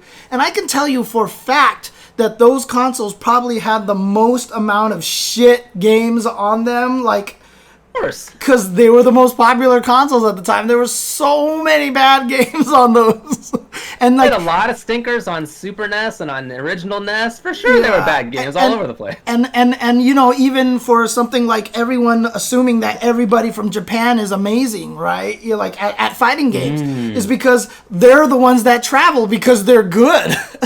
But, you know, like when you actually go play in the locals over there, you have players of all levels everywhere, right? So, and then the other one, too, one of my favorite examples was seeing Daigo try to draw Ryu, and it's like the worst drawing I've ever seen, and I'm like, oh my god, there are some Japanese people who can't draw. Because, like, I swear to God, every time you see a Japanese person try to draw, it's like the most amazing, beautiful art in the world, you know? This is one I don't know. Okay. Yeah, it's crazy, dude. Oh, man. Oh, jeez. So, anyway, they're good games, but I don't know that they have something that's... Like, the question is, what's the secret spice that keeps games like Marvel 2, Melee, etc. relevant and popular decades later? They're good games. I don't think that... There isn't like some old school secret spice, if that's the intention of the question. They were the 10 good games from the first decade of fighting game history. So. Yep. Agreed. Anyway. Agreed. 6. Tied with this question. Why do you love grapplers? Why do others hate them? Who's the best grappler character and best grappler player ever? Well, I know we have both played grapplers many, many times. I like grapplers because they are a couple of reasons, I would say. I would say the two biggest reasons for me are I really like strategy that requires I like weighted strategy. Okay, so I like to have a thing that I'm very good at with my character, but also downsides. Because to me, it's fun to navigate the downsides in order to get to the upsides. Well, many character archetypes aren't like that, right? No character archetype is completely out of any situation. Well, rarely anyway. And none is completely 10-0 in most situations either. Usually they're like somewhere in between. Okay, so you do have to navigate like, I have a strength here, but not here, right? You have to walk around a little bit. But many archetypes are not as stark. Right. As the grappler archetype. And I really enjoy the grappler archetype because I think that it's like oftentimes the best example of the weird strategy that you have to employ in order to get this kind of stark, very all or nothing kind of strategy going. And I've always really enjoyed that. Even when I don't play grapplers. You know, I play stoners, which are exactly the same idea, but just on the other side of the coin. Right. And even apart from that, I played Super Turbo Dictator. If he got knocked down, he had no options. But he had great mobility and great damage and mix-ups. I like all or nothing kind of character designs. To me, that strategy is very interesting. Yeah. The other reason is everybody hates it, and I know they hate it, and I think it's hilarious, and I want to grab them because of that. I mean, look, you know everybody's usually bad at balancing fighting games because whenever you ask them how they would balance or fix a character, all they do is try to target their weaknesses as opposed to making their strengths stronger. You know, if you make everybody so that you balance out their weaknesses, they become less interesting, right? Because you don't get that kind of variance that you're talking about. And yeah, that is absolutely one of the things. And for me, one of the reasons why I like playing grapplers, one is just generally because a lot of the times they are kind of the underdog in a lot of ways, and I've always had that kind of, low tier hero kind of feeling to it. But at the same time, it's just you get to play so much more psychologically, I feel like, with a grappler than a lot of other characters. Like in Hyper Fighting, one of my favorite matchups was one of his worst matchups was Guile. I loved fighting Guile in Hyper Fighting. In fact, when I went to Super Arcade and played like in the Hyper Fighting tournament, I beat Duck Doe's Guile with my Zangief. And then one time I came back to Super Arcade, he wanted me to run it back. I tried with Ken and it didn't work, and I switched to Zangief and I beat his Guile. It's just like I like that matchup so much because it's so psychological, because so much about that match is about, it's like performing magic. Everything about that match is misdirection. Like, look, I'm going to do this. Look, I'm going to, like, hey, check this out. Meanwhile, down here, I'm actually preparing to walk up and SPD you and stuff like that, Right. I'm trying to get them to see the things that I want them to see so that they miss the things that I'm actually planning to do. And that's what makes Grappler so much fun to me, one of the things we talked about zoning earlier today, right? You get frustrated because you get hit by the same thing over and over and over again. One of my number one strategies against Guile with Zangief in Hyper Fighting is block like 8 sonic booms in a row.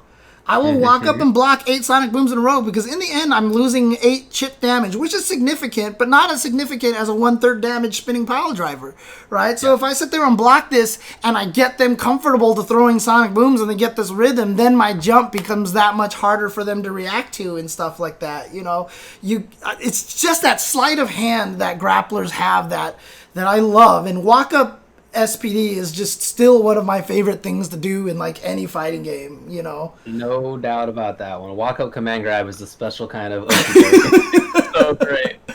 Like you know that the opponent has been so frightened whenever that works, right? Yep. Like that there's like a kind of incisiveness into the opponent that you get with that sort of tool that I feel like just doesn't exist for many archetypes, but it does for grapplers. Yeah, when you walk up and command grab someone, like, you know you're in their head at that point in time, like 100%. They got. Yeah. They got.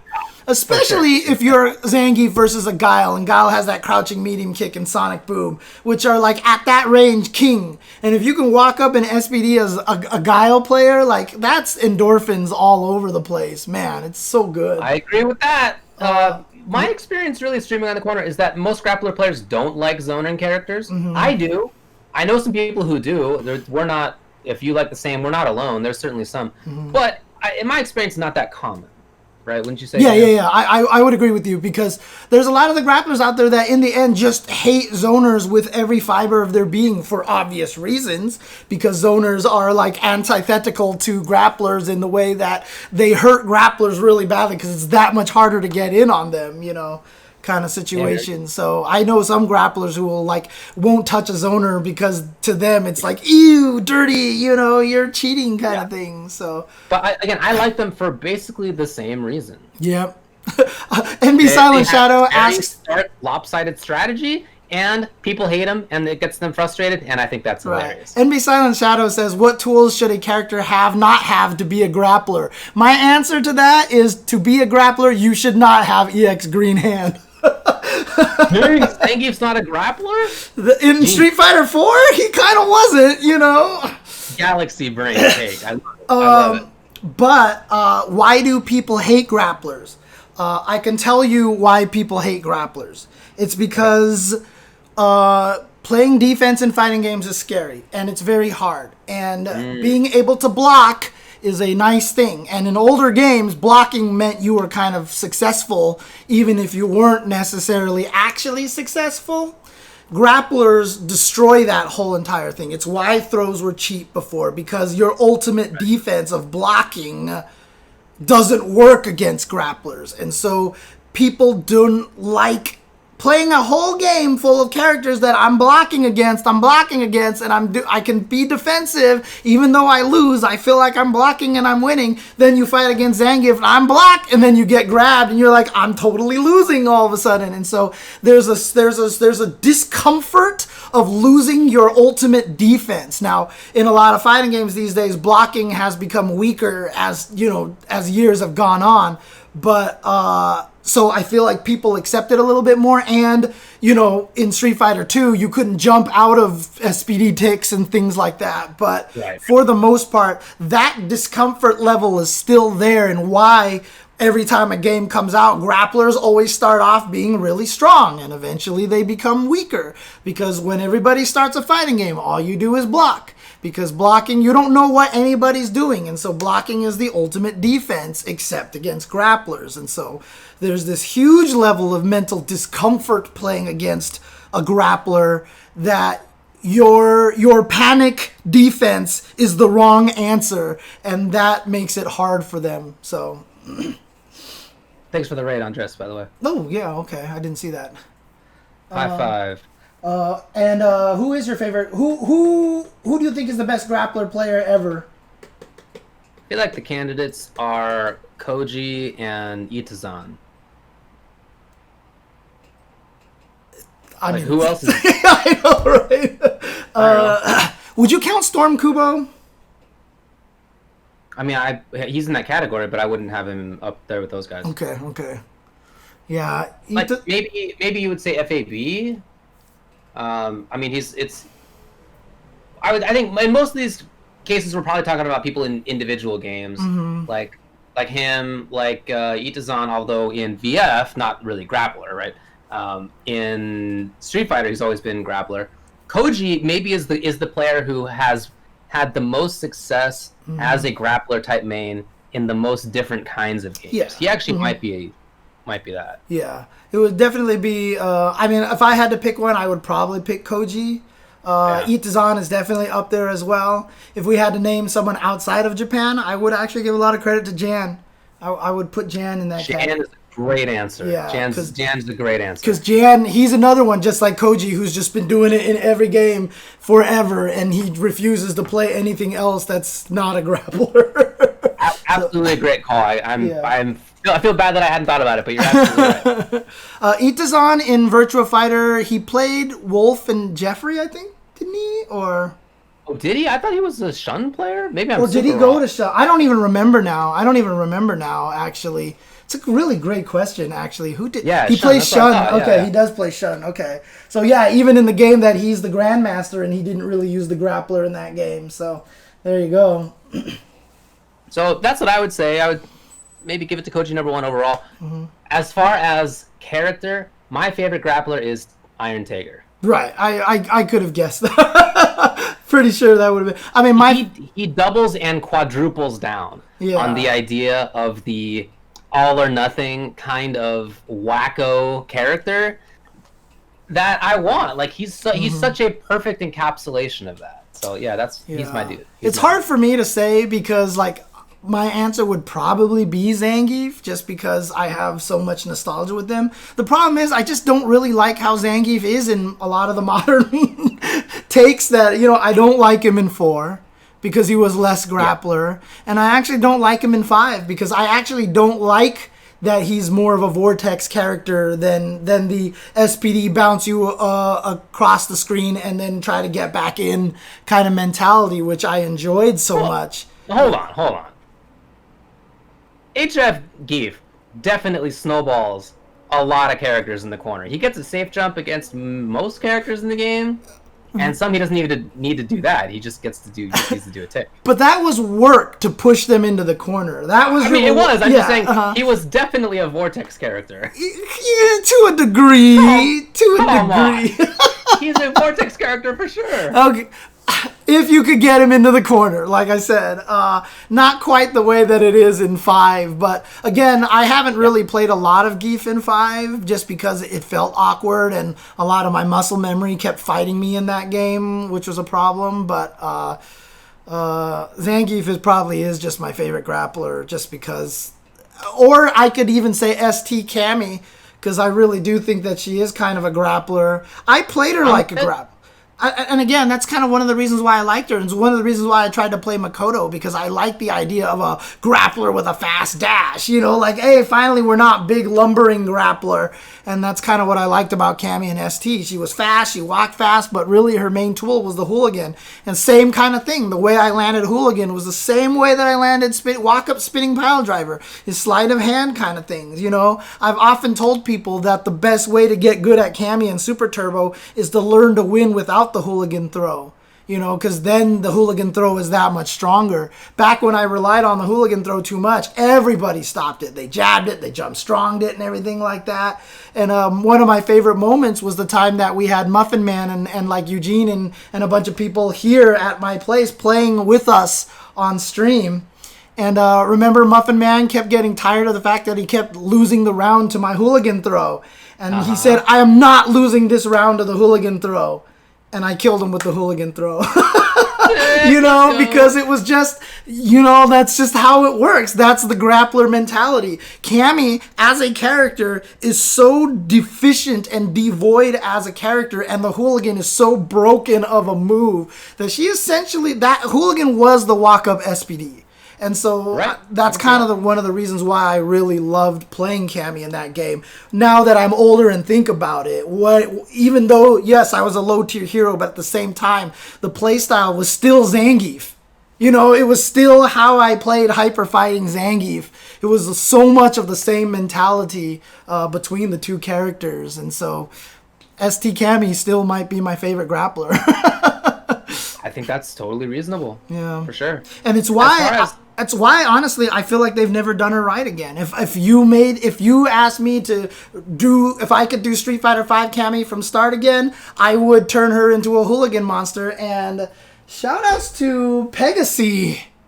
Wow. Thanks for the gifted subs. To Jack Empty Zero. To CRMS. To It's Time to Dole. Cornbrick. Time to duel. And Urkic Man. Not Eric Man. Urkic Man. Shout outs to all of you guys out there, and shout outs to Pegasus for the gift subs. Thank you very much. Appreciate that. Super nice of you. Awesome. As far as which characters count as a grappler, I think when we talk about that, we usually mean like big bodies. Yeah. Right? That's usually because many more characters have command grabs than are grappler in many games. Yeah. And at the same time, I think you can still have this sort of big body definition, and I think that doesn't even necessarily mean that they have to literally have a big body in some cases. Like I would say maybe Mika is an example of that. I mean Makoto, as I mentioned earlier, right? Makoto, yeah, exactly, yeah. Not Street Fighter Mika. Like I think for her maybe she's a grappler. I don't know, she's like on the margins of things. Yeah. Anyway, I think that there's you can have this kind of just broad definition, and if you try to narrow down into it too much, it's going to be hard on the margins, I'm sure. But right. I think we're okay with like just kind of generally agreeing that we're talking about big bodies. Yeah, for sure. Okay. Any of these questions that you wanted to answer yourself or anything like that, or? Let's see. Is Mortal Kombat's success due in part to focusing on story content? Absolutely. Why haven't there been any new 3D fighting game IPs in the last 10 years? Just last week we talked about the fact that IPs are hard to get started in anything, and fighting games included. Yeah. And so there actually aren't that many new 2D fighting game IPs that have been successful in the last 10 years. There have been a couple, but I don't think you would say any of them has like blown up really. Like they have dedicated scenes certainly, but none of them has become like the biggest game. Yeah, and plus the other thing too, what's really interesting to me is I feel like the line is being blurred between the two nowadays anyway, because Street Fighter V plays more like Tekken than any of the Street Fighters has ever played before, and in the end, when you look at Tekken, I mean, honestly, the thing that really kind of makes it different is that, Tekken is less about hitboxes, hit spheres, and is more about the actual, the polygon collisions and stuff like that. Right. And yeah, there's 3D movement, but I don't know, like the 3D movement can just be seen as another part of the mechanic. You know what I mean? Like, I don't know how to explain it, but like 3D movement in Soul Calibur is really there to defeat the vertical attacks, right? And so you can just put a mechanic that just is invincible to vertical attacks. You know what I mean? Like I guess, yeah. It's kind of like that, but dang! Now Dawn of Morning in this chat. So Dawn of Morning is a huge. First of all, thanks to the sub for KLB. That's very nice of you. Thanks to DJ Bustanut, nice work. For the gifted sub to me and Dude. Thanks to Dawn of Morning for the subscription as well. And then Paco Stevens to Noseface Choruses, LL Paulby, and Carson FGC. Shout outs to all those guys. Hey, we're 78% to a level 4 hype train. We're right there, dude. But shout outs to Dawn of Morning. Dawn of Morning has been a fervent supporter of not just Ultra Chen TV, but my channel as well. So thank you very much. Appreciate it. Definitely been around a while. I've seen the names, man. That's super cool of y'all. Much obliged. As far as, do you think SonicFox will make more or less than 2.5 top 8s at Evo Online? Dude. Honestly, two minimum. Nothing Excess gave us the level 4 hype train. So shout outs to Andres. So. Thanks, dude. Much obliged. I mean, he has a great chance of winning Skullgirls. He has probably the best chance of winning Mortal Kombat. Yeah, they're definitely the favorite to win Mortal Kombat. Right. Skullgirls seems likely. Close. Will they pick up Them's Fighting Herds or Killer Instinct is the question. I don't know. Right. I mean, Sonic. And even Like, they're the favorite to win at least one of those games. To make top 8, yes. Yeah. Mm-hmm. Yes. Exactly. So, like I said, Skullgirls will be harder than Mortal Kombat 11, but SonicFox in the clutch is, SonicFox. Like they're gonna be able to take it. And if they decide to spend the time on them fighting herds and Killer Instinct, absolutely. I mean, SonicFox is going to be able to win any fighting game that they put their mind to. It's just there's no question about that. There's no question about that. So, shoutouts to Nutacon for the bits to keep the hype train going. 3 minutes and 45 seconds. We're at 8% to get a level 5 hype train. I've never actually seen what a level 5 hype train looks like. So there you go. I mean, I don't know what the phenomenon is, so all right. Which game? I think that's about it for 5.5, or we want to talk about anything else here? Look, we basically answered everything. Which game would get more hype if they had quality netcode patch released tomorrow? Smash or Street Fighter V? Obviously, Smash Ultimate would have a... Obviously, Smash Ultimate. It wouldn't even be a contest, because not even a contest. Again, yes, Street Fighter V's netcode is not ideal, but unfortunately, Street Fighter V's netcode is still better than the majority of the fighting games out there. So much to the point that I am playing Street Fighter V online and I can't play like Guilty Gear and Under Night and Sam Show and Tekken online as much because the netcode is just not as good, and it's sad to say that, but it's still true. Right. It's still true. You're right. It would definitely be Smash. Thanks to Starks for the bits as well. High five. Nice. Okay, another long. So I think that's it for 5.5, huh? Yes. That is correct. Well, there's a little bit to talk about in terms of other game news and community news, so let's do that. So in game news, on the Combo Breaker Retrospective, 'twas announced that Power Rangers Battle for the Grid is going to have Season 3. That was super cool. Yeah. They will add Jungle Fury Purple Ranger, your personal favorite, Super Samurai Red Ranger, your secondary favorite, and one more character. They're also making some changes to how some stuff works with the Megazord things. Yeah, and that's my third favorite character, by the way. Also, the Megazord? No, the unannounced character right now. So. Oh, for sure. Clearly. Right. Yeah. Clearly. No, shout out to this game. I think that's so cool to see how it's gone. It has continually picked up more and more players. It's getting the hype. I watch it sometimes. I think it's super fun to watch. I've tried it out now a couple times. I do enjoy it. It's definitely stepped up graphically. It's stepped up in terms of its audio as well. Yeah. They've made good gameplay changes. Like to look on it now compared to when it first launched, I think is a big difference, and that's really cool. Oh yeah, and again, it's got that MVC2 bustedness to it, Yeah, like intentionally. Like, They wanted to make a zany game, and they definitely did it. I mean, cool. It's really an indication of just how beloved MVC2 is, that so many of the people in the FGC who have gone on to make fighting games themselves just made MVC2. Right? Yeah. Marvel 2 has like at least 4 different sequels, and only one of them is a Marvel game. Yeah, I know, right? Oh, man. All right. So that's cool. Look for that to come out. Each character's $6 individually. It'll be $15 for the 3 of them together. Skullgirls added 40 new character colors, new stage, tons of little bug fixes as well, which is pretty cool. And also added SonicFox's fursona to the training stage background. Yes. Before we get to that part of it, though, this is on top of the recent netcode fixes, improvements that Mike Z has put into the game. I have heard ridiculous things about, like, literally across the globe playing, like 180 trip around the planet, and it's, like, silky smooth. Like, it doesn't even feel like you're online. I have heard just some of the most, like, ridiculous claims out there, but like they're not exaggerations, which is the crazy thing. So yeah. No, shout outs to them. That's amazing stuff. Super cool that Fox got into the background there. Shout outs to them. Good job to the Skullgirls crew. Fox obviously been a big player and supporter of that game the whole time.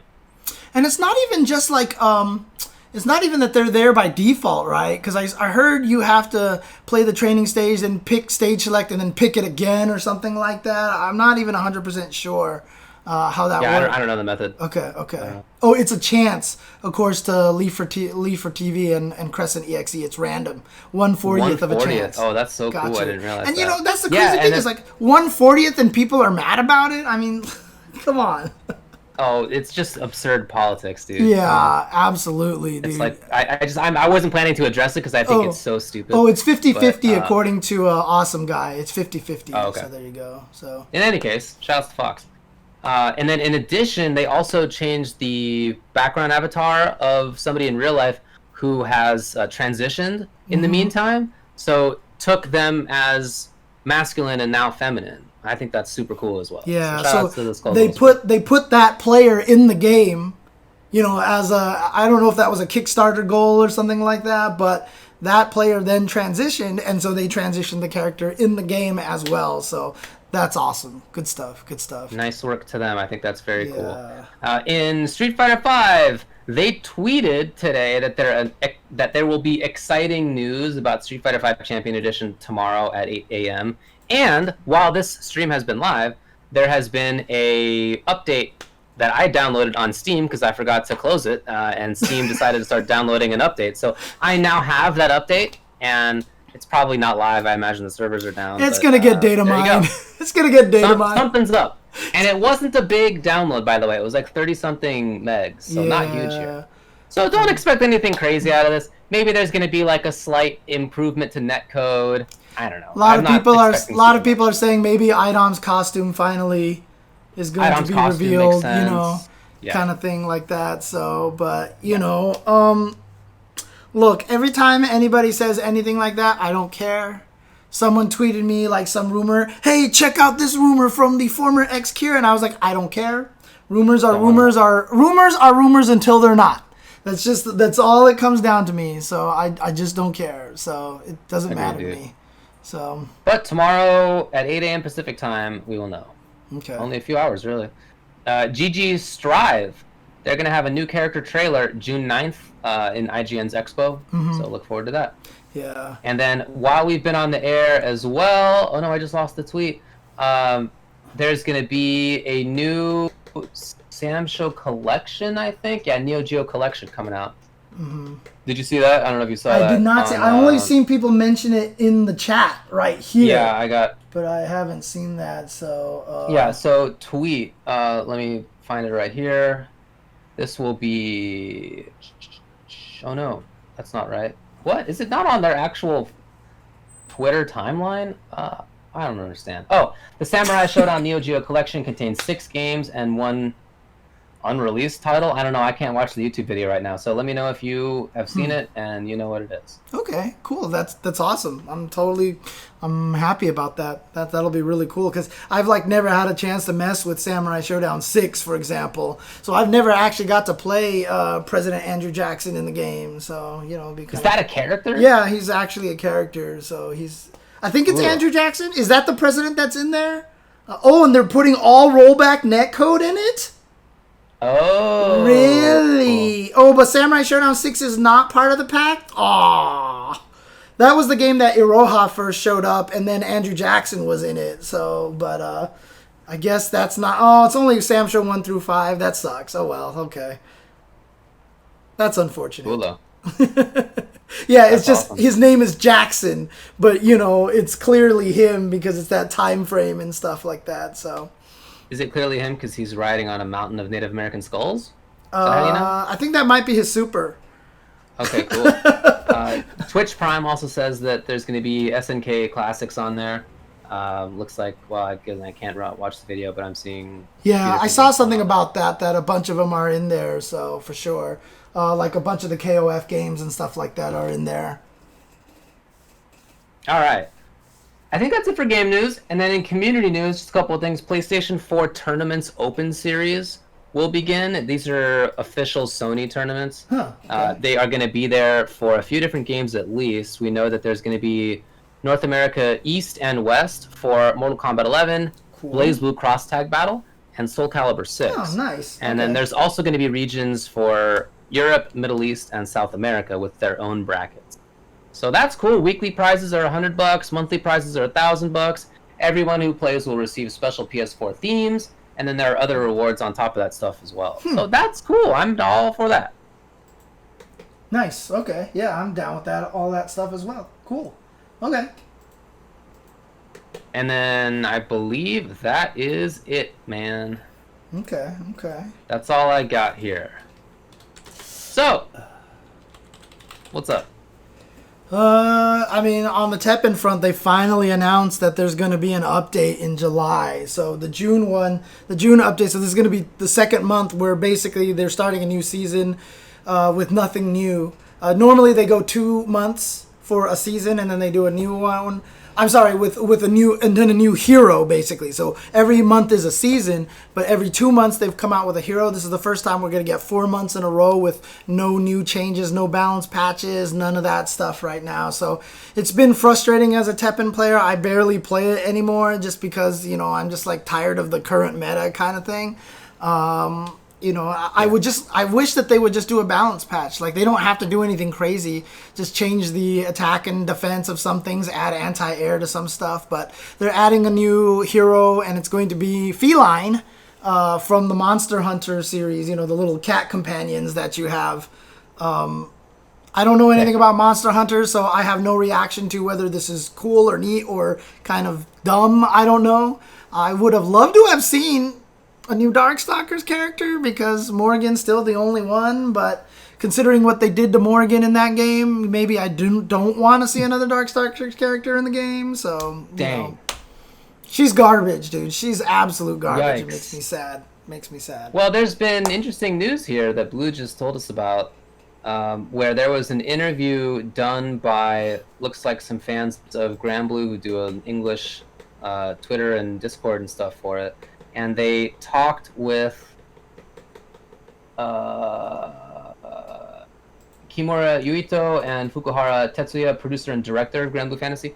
They asked specifically about rollback netcode for Granblue Fantasy Versus, and the response was, it's not something we have planned for the moment.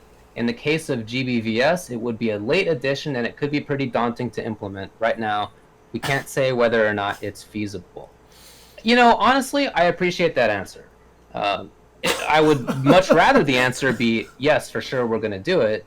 But I also think there's something to be said for just being upfront and being like, I'm sorry, we can't do that right now. Like, it's honest. Yeah. Again, I certainly would rather them have the thing. But if they can't do it, I'd rather this than them being like, we'll think about it. Right? We'll look into it and assess the difficulty, Yeah. I mean, I saw Maximilian tweet that it took NRS, I think it was 10 or 15 people about 7 months to retrofit Mortal Kombat X with rollback netcode. Well, they have a whole TED Talk, not TED Talk, a whole GDC talk.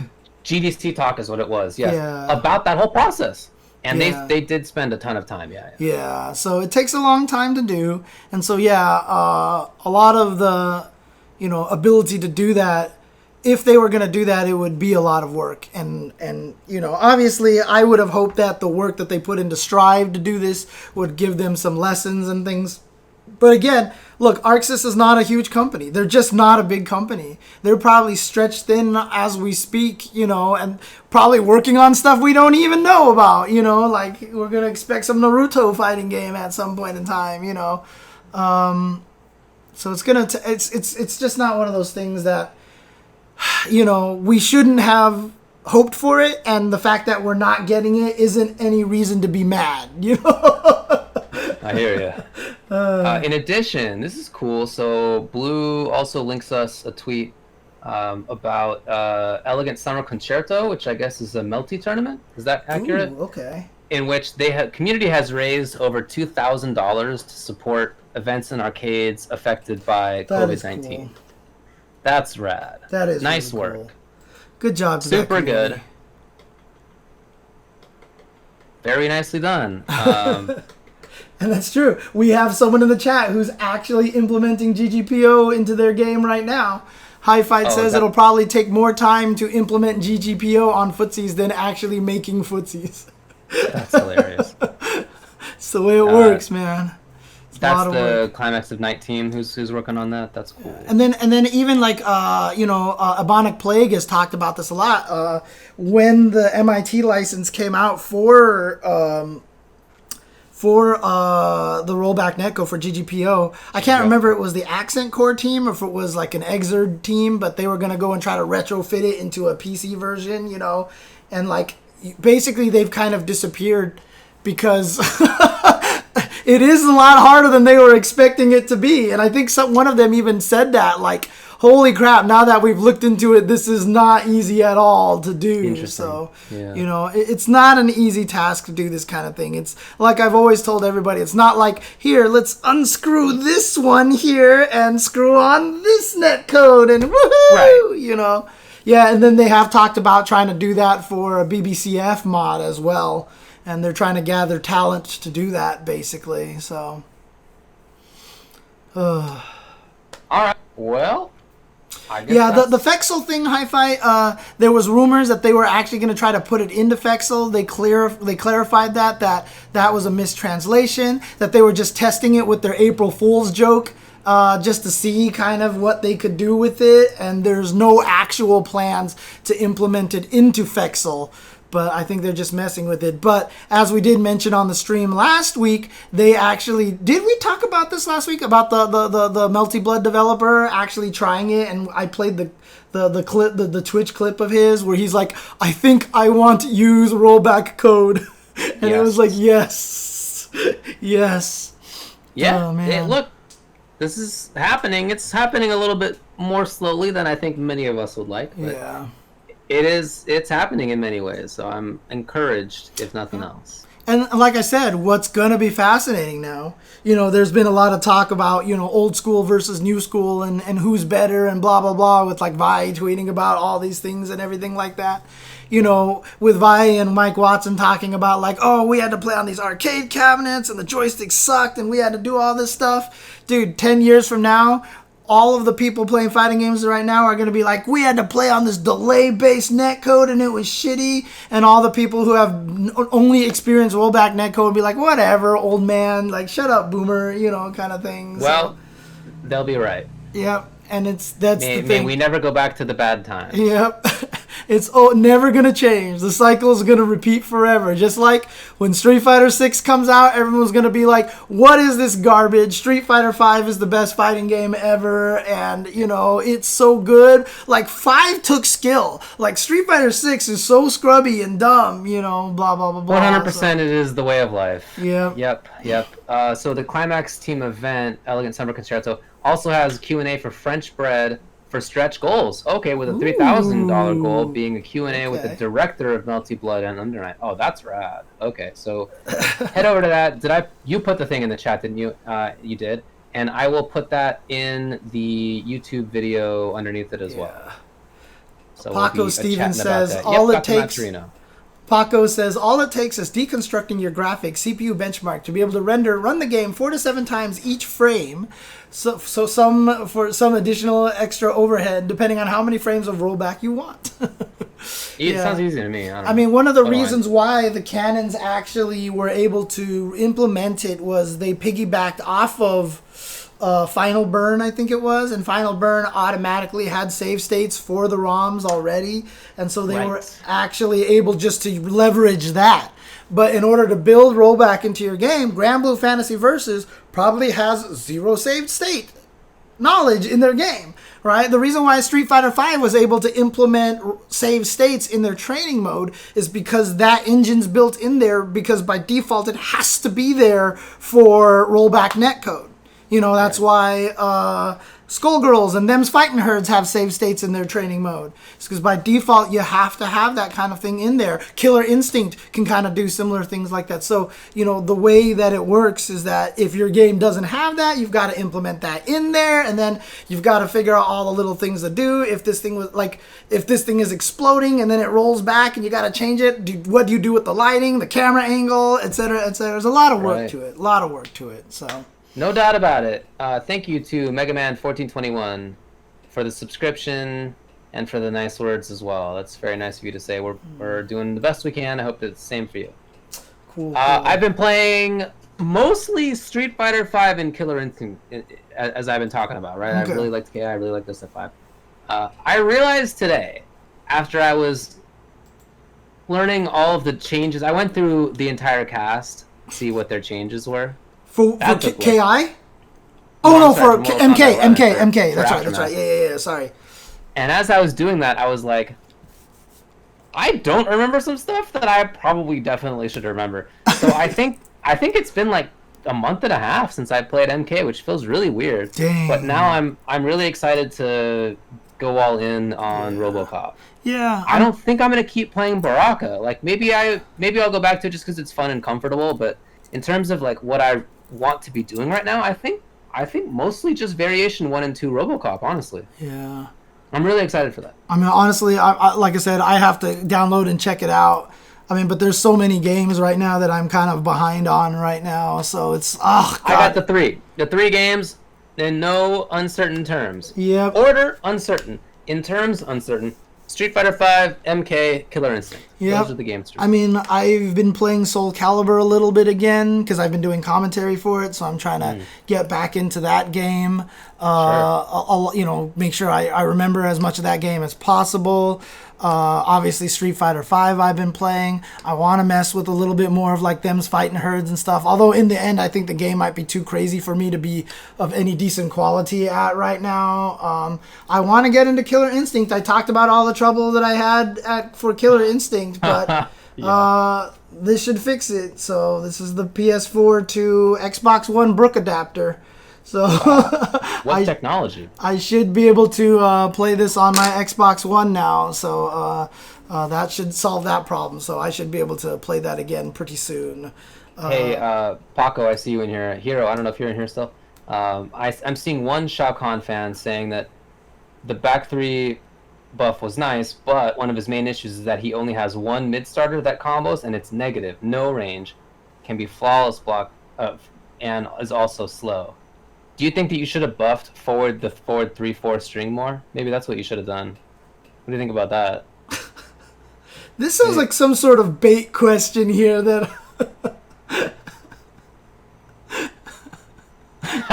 All right, I got the not like this emoji. Sweet, mission accomplished. That's not my opinion, by the way. That is the opinion of somebody on Twitter.com right now. Oh man. I think that character seems strong. Well, I already thought he wasn't bad. Anyway. Right. I'm looking forward to the robotic policeman. I mean, again, remember, today's day and age, what's considered bad is a completely different thing. So, for example, I mean, this could be kind of an impromptu 5-5 topic. I guess I should have talked about this. I was arguing with a bunch of people on Twitter as part of my old man ranting status again, like looking like a crazy person. But I was saying that there's no low tier in Street Fighter 5, and a bunch of people were arguing with me that there clearly is a low tier in Street Fighter 5.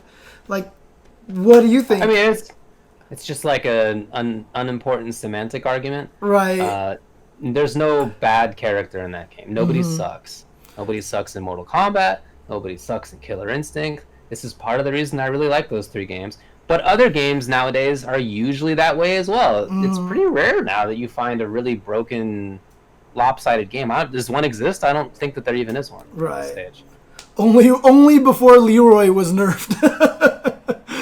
Oh, sure. Yeah. Yeah.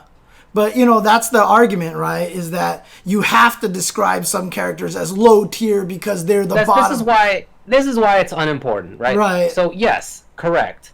Every game has some degree of separation between the best character and the weakest character in the game. Correct. Mm-hmm. But when you describe somebody as being low tier, there are implications with that. Right, exactly. Over the last 25 years of fighting games, almost 30. And the implication is that the character is bad. But characters in those games aren't bad. Right. So it's like not super important to describe something as low tier. That's one of the reasons why I don't. That's all? That's one of the reasons why I don't want to describe it as low tier, because I think that there is an association with that term. I don't. It's part of why when I did tier lists recently, I forget what they were. It was something like the worst characters were the least strongest or something like that. Like whatever the phrasing was, it's something stupid. Yeah. But the only reason I phrased it that way is that I know that people's tendency is to see the lowest line there and think, oh, these are the ass useless ones, huh? It's just not, doesn't exist now. And I was wrong about some of that anyway. I think I had Vega in the almost lowest tier, or maybe he was like right in the second one or something like that. And now I'd probably have him right in the middle. I think he's pretty good this season. I mean, honestly, anyway, you know. if that's the argument, that it's a relative thing and so there has to be a low tier, I think 25% of the cast is in there. I really do. Yeah, that's fine. Yeah, Claw's good. Claw's good. Yeah. I mean, it's weird because a lot of people will still argue with you that Claw's bad. That's the thing is, like, I feel like everybody in the game is like that. We just haven't found the guys who have maximized the characters to that degree at this point. So, and I don't know about that. Oh, I do watch Salt Mine League. I know what's happening over there with Bull Strike. I've been watching. Dude, Falk? Everybody keeps trying to the tell Falk me. Player one. That's right. Everyone keeps trying to tell me Falk is bad in Street Fighter V, and I asked Phil's, and he was like, I still don't have anybody who can tell me why they think she's bad. He's like, I don't understand why they think she's bad, and nobody can explain it to me outside of, you know, reasons that existed like 3 years ago when she first came out, kind of thing, dude. It's ridiculous, dude, and that's the thing, and you know, I feel like that's what's happening to characters like Nash and Alex. Like, are they really as bad as everyone says they are? You know, I'm not sure. I really don't know. So, Paulo's over here trying to get us to talk for another 2 hours. All right, all right, go to sleep, dude. It's launch day. Get some rest. No, she's not stellar at all, but nobody has to be stellar. And literally in older fighting games, and again, this is the old man status again, you know, me talking with the different perspective on things because I've been playing fighting games for 2 decades now. But I mean, you know, saying that a character isn't bad, but they're not stellar and above used to qualify for like a fifth of the game. Now we can actually use that to describe 98% of the game, of the characters, 100% of the characters. You know, at the same time, I still think that if you are trying to win, like whatever your Pro Tour is or Evo or whatever, you should probably pick from among a pretty tight of course. Selection. Tiers are the tiny differences are tiny, but exist, and if you have 100K on the line, come on, man. Yeah, of course. Do your best. Tiers are always going to exist. And Muffin Man, second time I've mentioned him, two mentions. We used to get into arguments because he told me that he believes that tiers don't actually exist. That in the end that there's no tiers. And I'm like, you are crazy. Because tiers definitely exist. I understand where he's coming from, though. Because even if you get 2 people who are both very good to play a high tier versus a low tier match over and over again, it probably starts to skew more towards 50% because they start to just learn how to predict each other better. But I don't agree. I think the better character is going to win more anyway. So, yeah. Dang. Paco Stevens, is this a personal attack? Lab monsters got replaced with YouTube influencers. Are you saying that because I was invited to test Mortal Kombat X? Or Injustice 2, whatever it was, and now I'm just a YouTube influencer? Are you blowing me up personally right now? Back in the day, I was a lab monster, but now I'm just on Twitch. I see what you're after. I don't know what is going on anymore. I think I'm kind of I mean, to be honest, direct attack. One of the things about lab monsters, and I talked about this on Twitter, and I think it's kind of a shame, is that lab monsters honestly don't get a lot of the due and credit that they deserve. And I think it's because a lot of us retweet their stuff all the time. You don't need to follow them because we're always retweeting their stuff, you know? Like, it's weird. It's kind of a weird way to have it all work. So, but like, I don't know why Javits doesn't have 10K followers. Like, he's right there. But how does Javits not have like 30K followers right now? Because he clearly is like one of the best lab monsters out there and coming up with tech all the time, you know? And it's crazy. So Javits is a good fellow. Thanks to Devo Slice for the subscription. And speaking seriously, I do think it's true that in some scenes, at least, the lab monsters are a little bit less apparent. But I think maybe that's not everywhere. You're right. But in some places, I do think it is like that. All right, man. I got to skedaddle. Oh, yeah? Oh, okay. So, can't have us here chatting forever all day and everything like that, as usual. I had a little bit of a snack, but I am famished. And you know what I want? I'm going to have ramen. It was like 80 degrees today, and I'm very thirsty for some soup. Where are you getting ramen from? Are you going to make some of your own? Oh, yeah. Just like Maruchan, okay. Whatever. Oh, okay. Because I'm gonna put in stuff. I'm gonna put in mushrooms and garlic and an egg, maybe 2 eggs, and green onions. Oh, nice. That's the ticket. And I forgot all about. Oh, maybe I should just eat the peach pie. Oh, the peach pie, nice. No, I should have the ramen. I should be healthy.